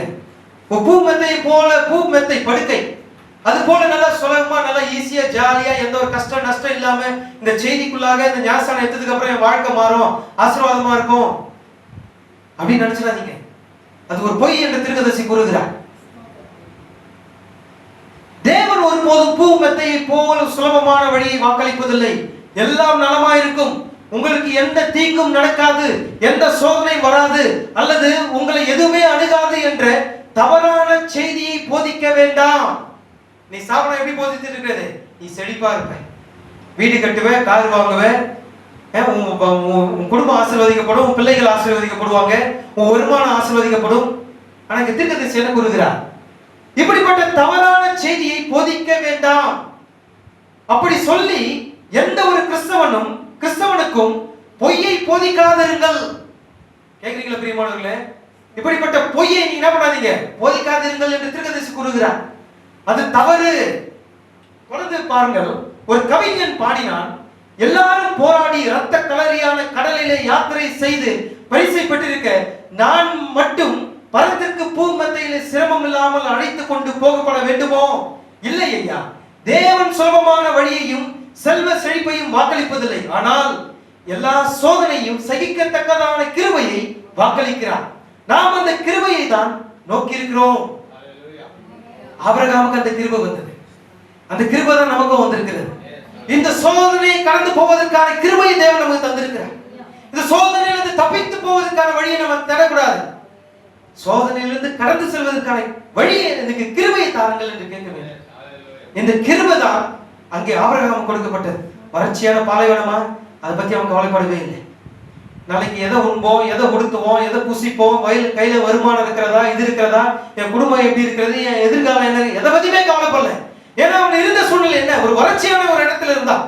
எதை குறித்து அவன் கவலைப்படவே இல்லை. ஏன்? அவன் ஏற்கனவே சர்வ வல்லமையுள்ளவரை சந்தித்திருக்கிறான். இதுதான் விசுவாசம். கஷ்டமான சூழ்நிலையா, குடும்பத்துல நெருக்கடியா, போராட்டமா, பிரச்சனையா, உபத்திரவமா, என்ன செய்கிறதுன்னு தெரியாமல் இருக்கிறீங்களா? கவலைப்படாதீங்க. ஆபிரகாம் எதை குறித்து அவன் கவலைப்படலை. இயேசு கிறிஸ்து அதை குறித்து கூறி இருக்கிறார். வானத்து பறவைகளை பாருங்கள், பூமியில முளைக்கிற புல்லுகளை பாருங்கள், அது உடுத்து விற்பது யாரு, அது புசிக்க, அது என்ன உழைக்கிறதும் இல்லை, நூற்பதும் இல்லை, எதுவுமே பண்றது கிடையாது. ஆனா அது உடுத்து விற்கிறது யாரு, அது போஷிப்பது யாரு? சர்வ வல்லமையுள்ள தேவனாகிய கர்த்தர். அதை உண்டாக்கினவர் என்ன பண்றார்? அதை குறித்து அக்கறை கொள்கிறார். அப்போ எல்லாவற்றையும் காட்டிலும் மேலாக நம்ம இந்த பூமியில வைத்திருக்கிற மனுஷனை அவர் அக்கறை கொள்ளாது இருப்பாரோ? அல்லேலூயா. தம்முடைய முகத்தை அவர் மறைத்துக் கொள்வாரோ? ஒரு ஜெபங்களை தள்ளி விடுவாரோ? ஒரு விண்ணப்பங்களை அவர் கேளாமல் போய் விடுவாரோ? சகோதரனே, அப்படி இல்லை. இப்பொழுதும் அவருடைய கண்கள் நம்மை காண்கிறது, இப்பொழுதும் அவருடைய செவிகள் நம்முடைய சத்தத்தை கேட்கிறது. உடைய உள்ளத்தில் நினைக்கிற நினைவுகள் எல்லாம் பரலோகத்தில் சத்தமாய் துணிக்கும் என்று வேதத்தில் கூறியிருக்கிறது. அப்படி வேதத்தில் சொல்லப்பட்டிருக்கிறது. எப்படி தேவன் உங்களுக்கு என்ன செய்ய உதவி செய்யாமல் போவார்? உன் ஜெபங்களை அவர் அறிகிறார், உன் கண்ணீரை அவர் காண்கிறார், உன் கதறலை அவர் கேட்கிறார், உன் விண்ணப்பத்தை அவர் கவனிக்கிறார், உன் தேவைகள் எல்லாம் சந்திக்கக்கூடியவர் அவர். எப்பொழுதுமே தேவன் வார்த்தையை காத்துக் கொள்கிறார். அங்கே ஆபிரகாம் அதை குறித்து அவன் கவலை கொள்ளவே இல்லை. ஏன்? சர்வ வல்லமையுள்ள தேவனை அவன் நம்முடைய சந்தித்து இருக்கிறான். ஹல்லேலூயா. தீர்க்கதரிசி ஒரு காரியத்தை கூறுகிறார். என்ன கூறுகிறார் என்றால், அதே போல்தான் விசுவாசியும் இன்று அறியாதவனாய் இருக்கிறான். என்ன அறியாதவனாய் இருக்கிறான்? சர்வ வல்லமையுள்ள தேவன் யார் என்பதை அறியாதவனாய் இருக்கிறான். பாருங்கள், ஆகவே நாம் எதற்காக இந்த உலகத்துக்குரிய காரியத்தை குறித்து கவலைப்பட வேண்டும்? சர்வ வல்லமையுள்ள தேவன் நம்மோடு இருக்கிறார். மக்கள் என்ன சொன்னாலும் அதை குறித்து எனக்கு கவலை இல்லை. ஏனெனில் தேவன் அவனுக்கு தேவையானவைகளை எல்லாம் சந்திக்க போதுமானவராய் இருக்கிறார். உன் தேவைகள் எல்லாம் சந்திப்பதற்கு தேவன் போதுமானவராய் நம்முடைய வாழ்க்கையில் இருக்கிறார். தேவனை காட்டிலும் போதுமான விஷயம் என்ன இருக்கிறது நம்ம வாழ்க்கையில? ஹல்லேலூயா. தேவனே நமக்கு போதுமான. தேவனே உம் கிருபை எனக்கு போதும். என் பலவீனத்திலே உம்முடைய பலன் பரிபூர்ணமாய் விளங்கும். ஹல்லேலூயா. தேவன் வாக்கு சொல்லி இருக்கிறாரா இல்லையா? அப்ப இருக்கும்போது நாம் எதை குறித்து கவலைப்படணும்? ஒருவேளை நாளைக்கே தேவனுடைய வருகை வந்து நம்ம எடுத்துக் கொள்ளப்படலாம். தேவன் நீங்களே இந்த பூமிக்குரிய ஒரு குடும்பத்தில் இருக்கும்போது நாளைக்கு என்ன செய்யலாம், நாளைக்கு என்ன செய்யலாம், எதிர்காலத்தில் என்ன செய்யலாம் சொல்லி என்ன பண்ணுவாங்க? எதிர்கால திட்டம் ஒண்ணு இருக்குமா இல்லையா? குடும்பத்துல எல்லாருடைய குடும்பத்திலும் பையன் வந்துட்டு இருக்கான், பின்னாடி அவனை எங்க படிக்க வைக்கணும், எப்படி படிக்க வைக்கணும், அவனை என்னவா படிக்க வைக்கணும், எல்லாத்துக்குமே ஒரு எதிர்கால ஒரு திட்டம் இருக்கும். குடும்பத்துல எப்படி இருக்கணும், வீடு எப்ப கட்டலாம், எப்படி இதை மறுசீரமைக்கலாம், எல்லாமே ஒரு நோக்கமும் எதிர்கால திட்டமும் இருக்கு. சரிதானே? அப்ப நம்ம எல்லாவற்றையும் சிருஷ்டித்த தேவனுக்கு ஒரு திட்டம் இருக்காதா? ஒரு திட்டத்தின்படி நம்ம இந்த பூமியில வாழ்ந்துட்டு இருக்கோம். ஒரு சித்தத்தின்படி நம்ம வாழ்ந்து கொண்டிருக்கிறோம். ஒரு நோக்கத்தின்படி நம்ம வாழ்ந்து கொண்டிருக்கிறோம்.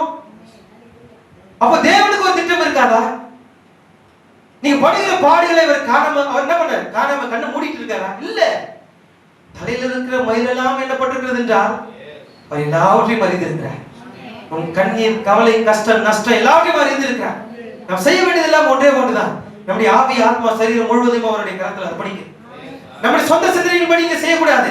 சொந்த சிந்தனையின்படி இங்க கிரியை செய்யக்கூடாது. எல்லாவற்றையும் அவருடைய கரத்தில் ஒப்படைச்சிடும். தேவனே, இந்த வாழ்கிற வாழ்க்கை உம்முடையது, என்னுடையது அல்ல. நீர் என்னை உருவாக்கினீர். நீர் தான் பொறுப்பாளி, நான் பொறுப்பாளி அல்ல. ஏனென்றால் எல்லாவற்றையும் உம்முடைய கரத்தில் ஒப்படைச்சிட்டேன். உம்முடைய சித்தத்தின்படியே என்னை நடத்தும். நடத்துவாரா இல்லையா? நடத்துவார். ஏனென்றால் அவர் சர்வ வல்லமையுள்ள தேவன். அவர் பொய் சொல்லுகிறது கிடையாது. ஒரு பொய்யான தேவன் அல்ல. நாம் நேசிக்கிற தேவன் பொய் சொல்லுகிறவர் அல்ல. வார்த்தையை காத்துக் கொள்கிற தேவன், வார்த்தையை நிறைவேற்றுகிற தேவன். ஹல்லேலூயா.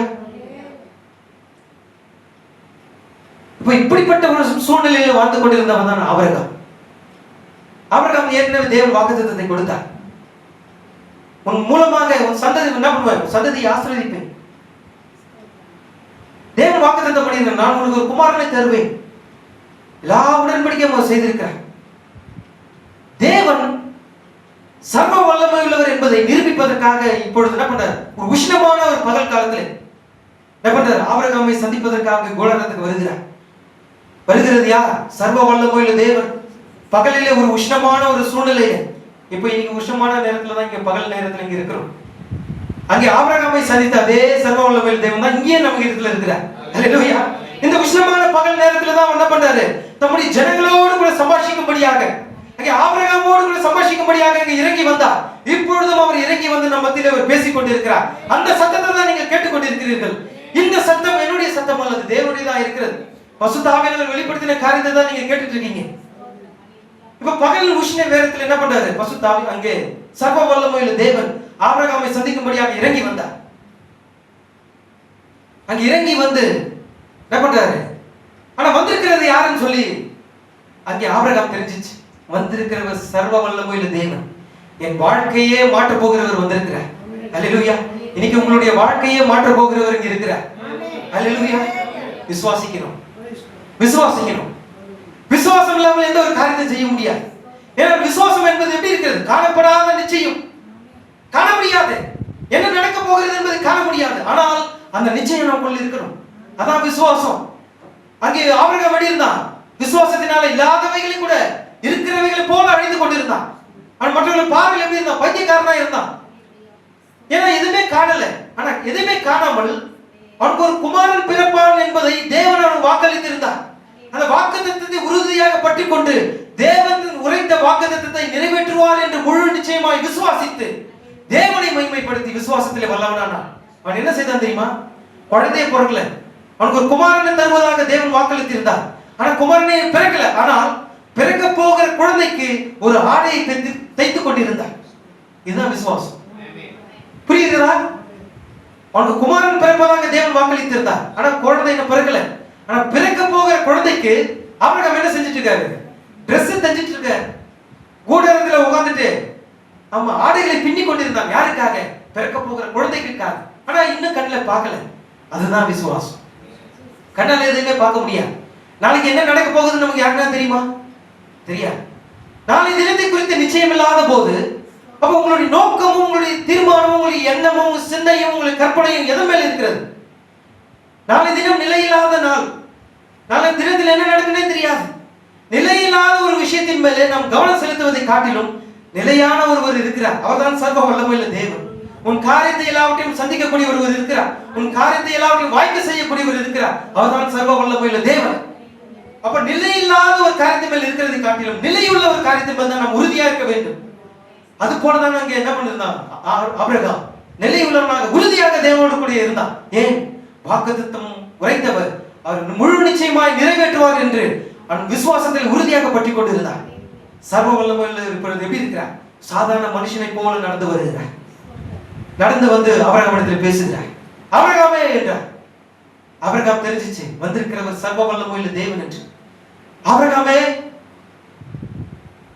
நினைவில் கொள், நான் உனக்கு ஒரு குமாரனை கொடுப்பேன். மீண்டும் நான் வருவேன். ஆபிரகாமே நான் மீண்டும் வருவேன். அப்போ உன்னுடைய மனைவியாகிய சாராளுக்கு 100 வயதா இருக்கும். நீ அப்போ ஒரு கையில ஒரு குழந்தையை வச்சிருப்பேன்னு சொல்லி தேவன் அங்கே வாக்குரைத்தார். சாராள் நகைத்தார். இந்த பேச்சை கேட்டு பேசுகிறது யாரு? சர்வ வல்லமை உள்ளவர். அவர் பேசினால் போதும் இயற்கைக்கு மேம்பட்ட காரியங்கள் நடக்கும். அவர் பேசினால் போதும் அற்புதங்கள் அதிசயங்கள் நடக்கும். பேசுகிறது யாரு? சர்வ வல்லமை உள்ள தேவன். ஆனா இங்க சாராள் என்ன செய்தார்? உள்ளத்திலே நகைத்தார். ஒரு கூடாரத்தில் இருக்கிறார். கூடாரத்துக்கு வெளியே அங்கே சர்வ வல்லமை உள்ள தேவனும் ஆபிரகாமும் அங்கே சம்பாஷித்துக் கொண்டிருக்கிறார்கள்.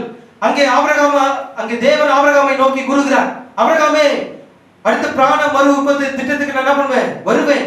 அப்பொழுது உன்னுடைய சாராள் 100 வயதா இருப்பார். அப்பொழுது உனக்கு ஒரு குழந்தை பிறந்திருக்கும் என்று அங்கே தேவன் ஆபிரகாமை பார்த்து கூறினார். சாராளுடைய வயது 90, ஆபிரகாமுடைய வயது 100. இப்ப பாருங்கள், சாராள் உள்ளத்திலே நகைத்தார். ஆனா சர்வ வல்லமையுள்ளவருக்கு முன்பாக எதுவுமே மறைவாக இருக்க முடியாது.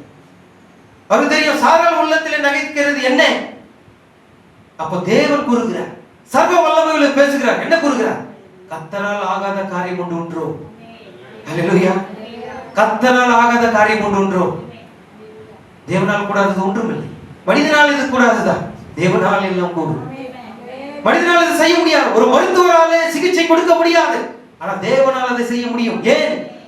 அவர் சர்வ வல்லமையுள்ள தேவன், இயற்கைக்கு மேம்பட்டவர். அவர் அப்பாற்பட்ட தேவன்.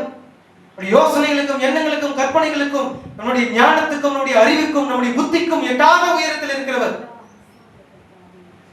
அவர் பேசினால் போதும் எல்லாமே நடக்கும்.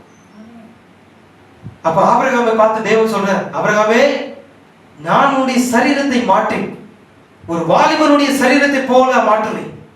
உன்னுடைய மனைவியாகிய சாராளுடைய சரீரத்தை மாற்றி ஒரு வாலிப பெண்ணை போல என்ன பண்ணுவேன்?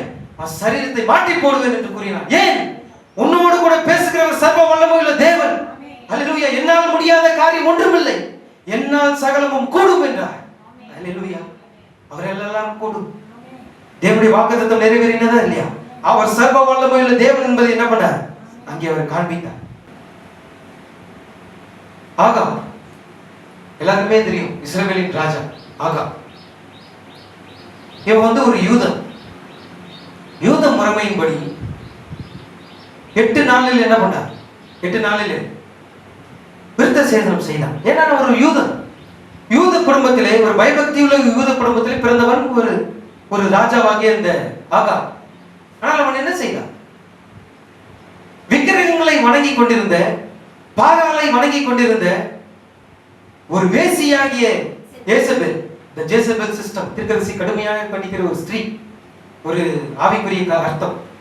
பாருங்கள், இந்த ஏசபெல் எப்படி என்றால் விக்கிரகங்களை வழிபடக்கூடியவள். இவள் மேல் என்ன பண்ண? அன்பு வைத்து காதலை வைத்து என்ன செய்தான்? இவன் ஒரு யூதன், ஆனா அவள் ஒரு விக்கிரக ஆராதனை செய்யக்கூடிய ஒரு பெண். அப்படிப்பட்ட ஒரு பெண்ணின் மடியில் விழுந்து போனவன் யார்? ஆகாப். தீர்க்கதரிசி என்ன நம்ம சொல்றாரு? ஒரு விசுவாசி, இந்த செய்தியில் இருக்கிறவன், இந்த செய்தியில் இருக்கிற ஒரு பெண்ணை தான் என்ன பண்ணணும்? திருமணம் செய்யணுமா?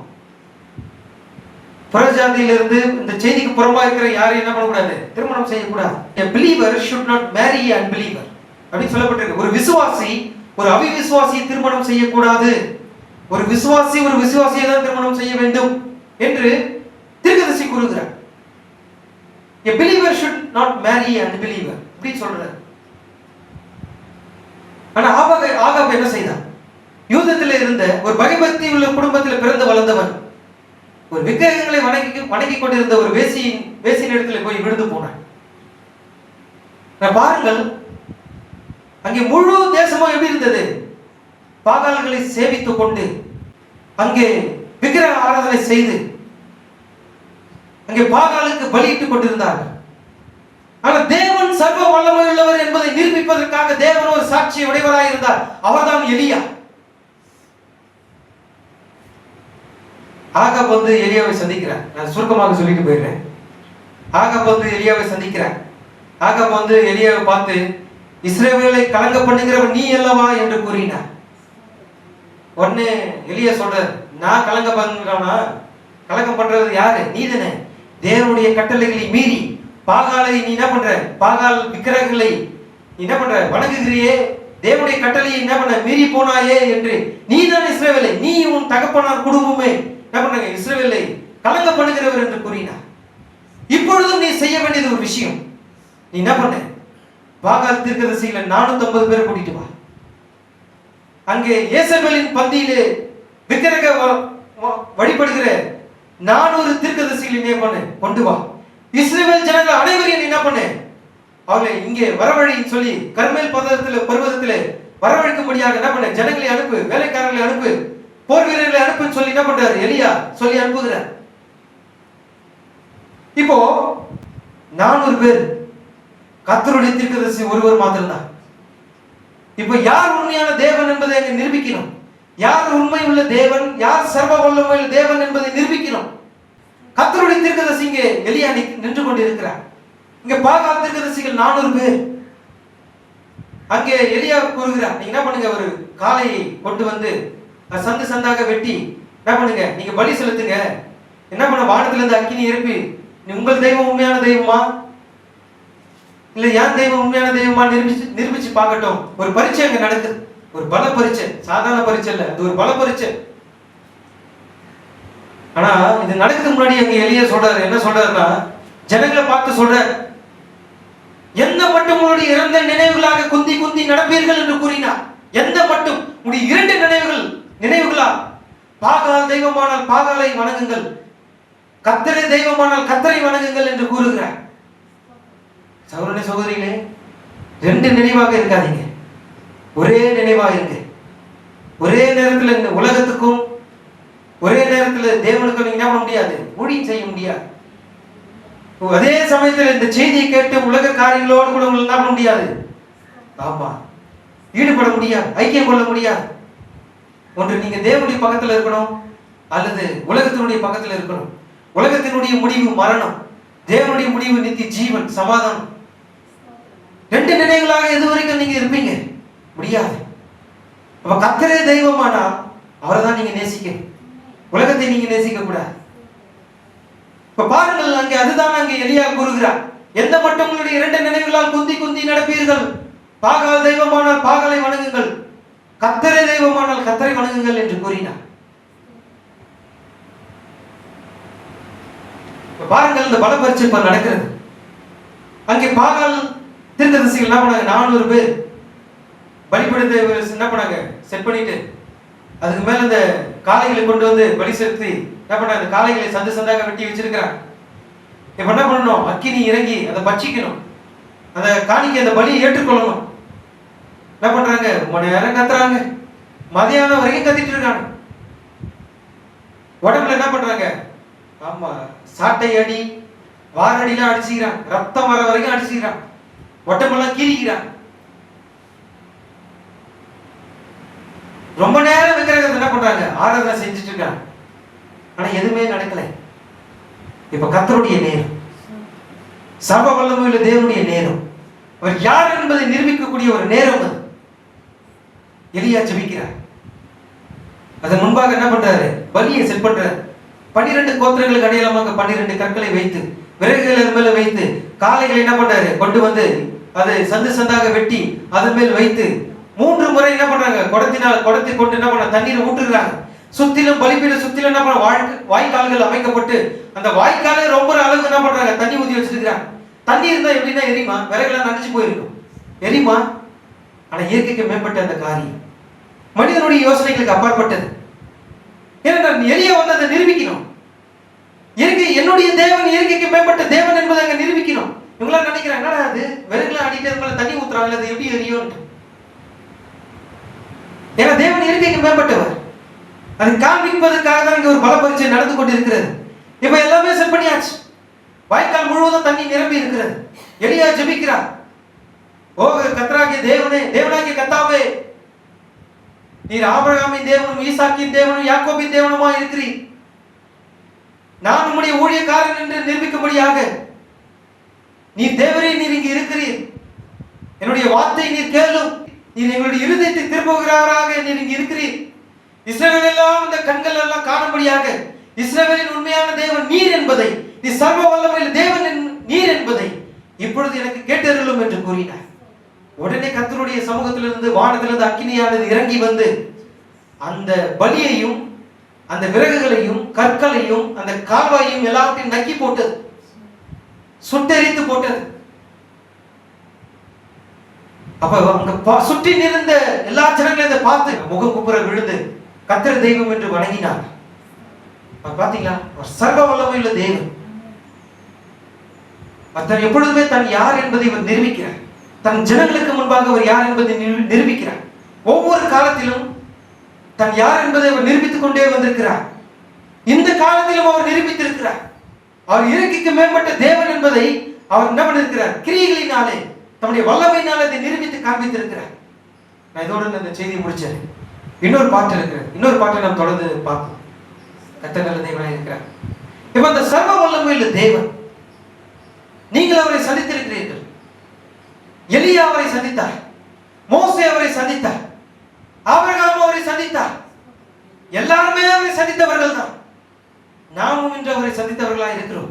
ஹல்லேலூயா. அதில்தான் நம்முடைய வாழ்க்கை மாறி, நம்முடைய சிந்தனை மாறி, யோசனை மாறி, வாழ்கிற ஜீவியம் மாறி, பேசுகிற பேச்சு மாறி, நடக்கிற நடக்கைகள் மாறி, உடுத்துகிற உடைகள் மாறி, எல்லாமே மாறி போயிருக்கிறது. ஏன்? நாம் அந்த சர்வ வல்லமையுள்ளவரை சந்தித்திருக்கிறோம். எலியா அங்கே யார் என்பதை நிரூபிக்கவில்லை. எலியாவுக்குள் இருந்தவர் யார் என்பதை அங்கே நிரூபித்தார். ஹல்லேலூயா. அவர் சர்வ வல்லமையுள்ள தேவன். ஆனா பாருங்க, இது எல்லாவற்றையும் கண்ணால பார்த்தோம்னா ஆகாம். வானத்திலிருந்து அக்கினி இறங்கி வந்ததையும், ஜனங்கள் எல்லாம் முகம் குப்புற விழுந்து கர்த்தரே தெய்வம் என்று ஆர்ப்பரித்ததையும் ஆகாப் அறிந்திருந்தான். ஆனால் எல்லாவற்றையும் அவன் கண்டும், இயற்கைக்கு மேம்பட்ட காரியங்களை அவன் கண்ணால கண்டும் அதை விசுவாசிக்காமல் போனான். அவருடைய பிதாக்கள் செய்த அதே காரியங்களை போல இவனும் அதே காரியத்தை செய்தான். அவன் தாவீதை போல என்ன பண்ணல? தன்னுடைய ஜனங்களை, இஸ்ரவேல் ஜனங்களை தேவனுக்கு நேராக நடத்தல. தன் பிதாக்களை போல என்ன பண்ணல? ஜனங்களை நடத்தல. அவர்கள் விக்கிரகங்களை சேவிக்கும்படியாக செய்தான். ஆனால் எலியா இங்கே கர்த்தருடைய மனிதன் இங்கே இருக்கிறார். அவர்தான் எலியா. எலியா கூறினார், ஜனங்களை பார்த்து கூறினார், ஜனங்களே, இங்க இருக்கிற 400 பேர் யாரும் தப்பி ஓடக்கூடாது, மொத்த பேரும் புடி என்று என்ன பண்ணாங்க? மொத்த பேரும் பிடிச்சிட்டு போயிட்டு நதிக்கரை ஓரமாக என்ன 400 பேரையும் பட்டயத்தினால் வெட்டி போட்டான். யாரு? எலியா. அந்த எலியாவுக்குள்ளாக இருந்த அதே ஆவிதான் இப்பொழுது இங்க இருக்கிறது.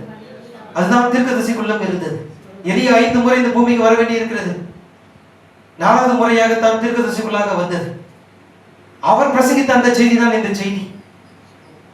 அதே எலியாவின் ஆவி, எலியாவுக்குள்ள இருந்த அதே ஆவிதான் இப்பொழுதும் இருக்கிறது. அந்த பசுதாவின் இப்பொழுது நமக்குள்ளாக இருக்கிறார். அவர்தான் சர்வ வல்லமையுள்ள தேவன். இந்த வாழ்க்கையின் சூழ்நிலை எல்லாவற்றையும் மாற்றக்கூடியவர் அவர்தான். சகோதரனே, கர்த்தர் நல்ல தேவனாய் இருக்கிறார். கர்த்தர் உங்களுக்கு ஒரு வாக்குத்தத்தத்தை கூறி அதை நிறைவேற்றாமல் போகிற தேவன் நம் தேவன் அல்ல. கர்த்தர் நம்முடைய இடத்திலே ஒரு வாக்குத்தத்தத்தை கூறி இருப்பாரானால் அது முழு நிச்சயமாய் அவர் நிறைவேற்ற வேண்டியவராய் இருக்கிறார். ஏனென்றால் அவர் தம்முடைய வார்த்தைக்கு கீழ்பட்டு இருக்கிறார். அவர் கட்டுப்பட்டவராய் இருக்கிறார்.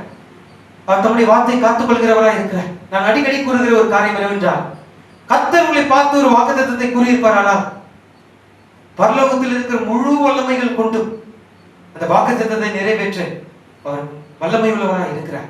தீர்க்கதரிசி அப்படியாக கூறியிருக்கிறார். ஒரு தூதன் வந்தா இந்த முழு பூமியை தாங்காது என்று கூறப்பட்டிருக்கிறது. ஒரு தூதன் இந்த பூமிக்கு இறங்கி வந்தால் அந்த ஒரு தூதனுடைய வல்லமை முழு உலகத்தையுமே அழித்து விடும்.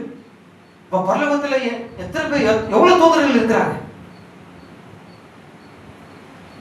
அப்ப அந்த முழு வல்லமையோடு கூட என்ன பண்ணுவார் தேவன்? எப்படியாவது நம்முடைய உரைத்த வார்த்தையை நிறைவேற்றுவார் என்று தீர்க்கதரிசி கூறியிருக்கிறார். ஆகினாலே தேவன் உரைத்ததுதான்.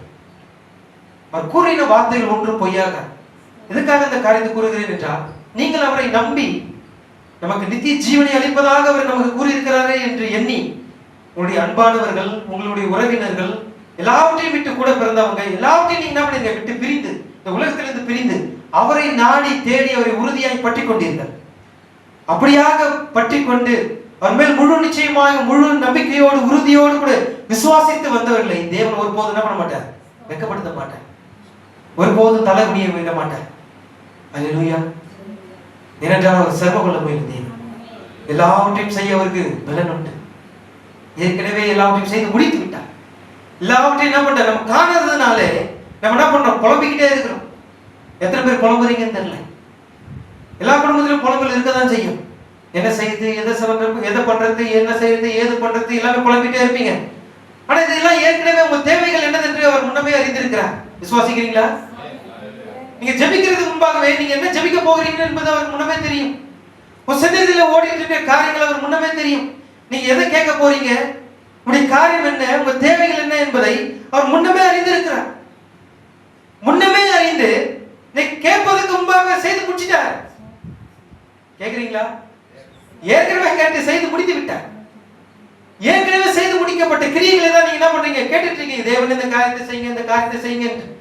ஆனா ஏற்கனவே அதை செய்து முடித்து காலத்திரையினால் மூடி மறைத்து விட்டார். நம்ம அந்த என்ன நடக்க போகிறது என்பதை நம்ம காணாததுனாலதான் புலம்பிட்டு இருக்கோம். என்னடா இது இப்படி இருக்கிறது, இப்படி இருக்கிறது, இப்படி இருந்தா நல்லா இருக்குமே, இப்படி இருந்தா நல்லா இருக்குமே, என்னுடைய வாழ்க்கை எப்படி இருக்கிறது, எதிர்கால கேள்விக்குறியா இருக்கிறது, நான் என்ன செய்யணும், என் வாழ்க்கை எப்படி இருக்கிறது, இப்படி புலம்புகிறதை காட்டிலும் விசுவாசம் உள்ளவர்களாய் தேவனுடைய வார்த்தையிலே நடந்து தேவனை வாழ்க்கையில் இந்த காரியம் இருக்கிறது, எல்லாவற்றையும் செய்ய நீர் வல்லவராய் இருக்கிறீர். நீர் ஆபிரகாமை பார்த்து கூறினீரே, கர்த்தரால் ஆகாத காரியம் உண்டோ என்று. நீ சர்வ வல்லமையுள்ள தேவன் என்பதை நான் அறிந்திருக்கிறேன். இது மனிதனால் செய்ய முடியாதுதான், ஆனால் உம்மாலே எல்லாவற்றையும் செய்ய முடியும் என்பதை நான் முழு நிச்சயமாய் அறிந்திருக்கிறேன். ஆபிரகாமுடைய வித்துனா, ராஜரீக வித்துனா, ஆபிரகாம் என்ன செய்தான்? தேவன் கூறின எல்லா வாக்குத்தத்தங்களையும் நிறைவேற்ற வல்லமை உள்ளவராய் இருக்கிறார்.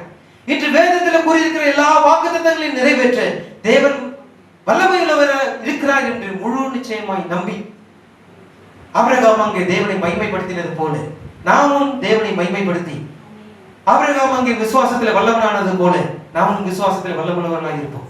கர்த்தர் நல்ல தேவனாய் இருக்கிறார். கர்த்தர் உங்களை ஆசீர்வதிப்பாராக. ஆமென்.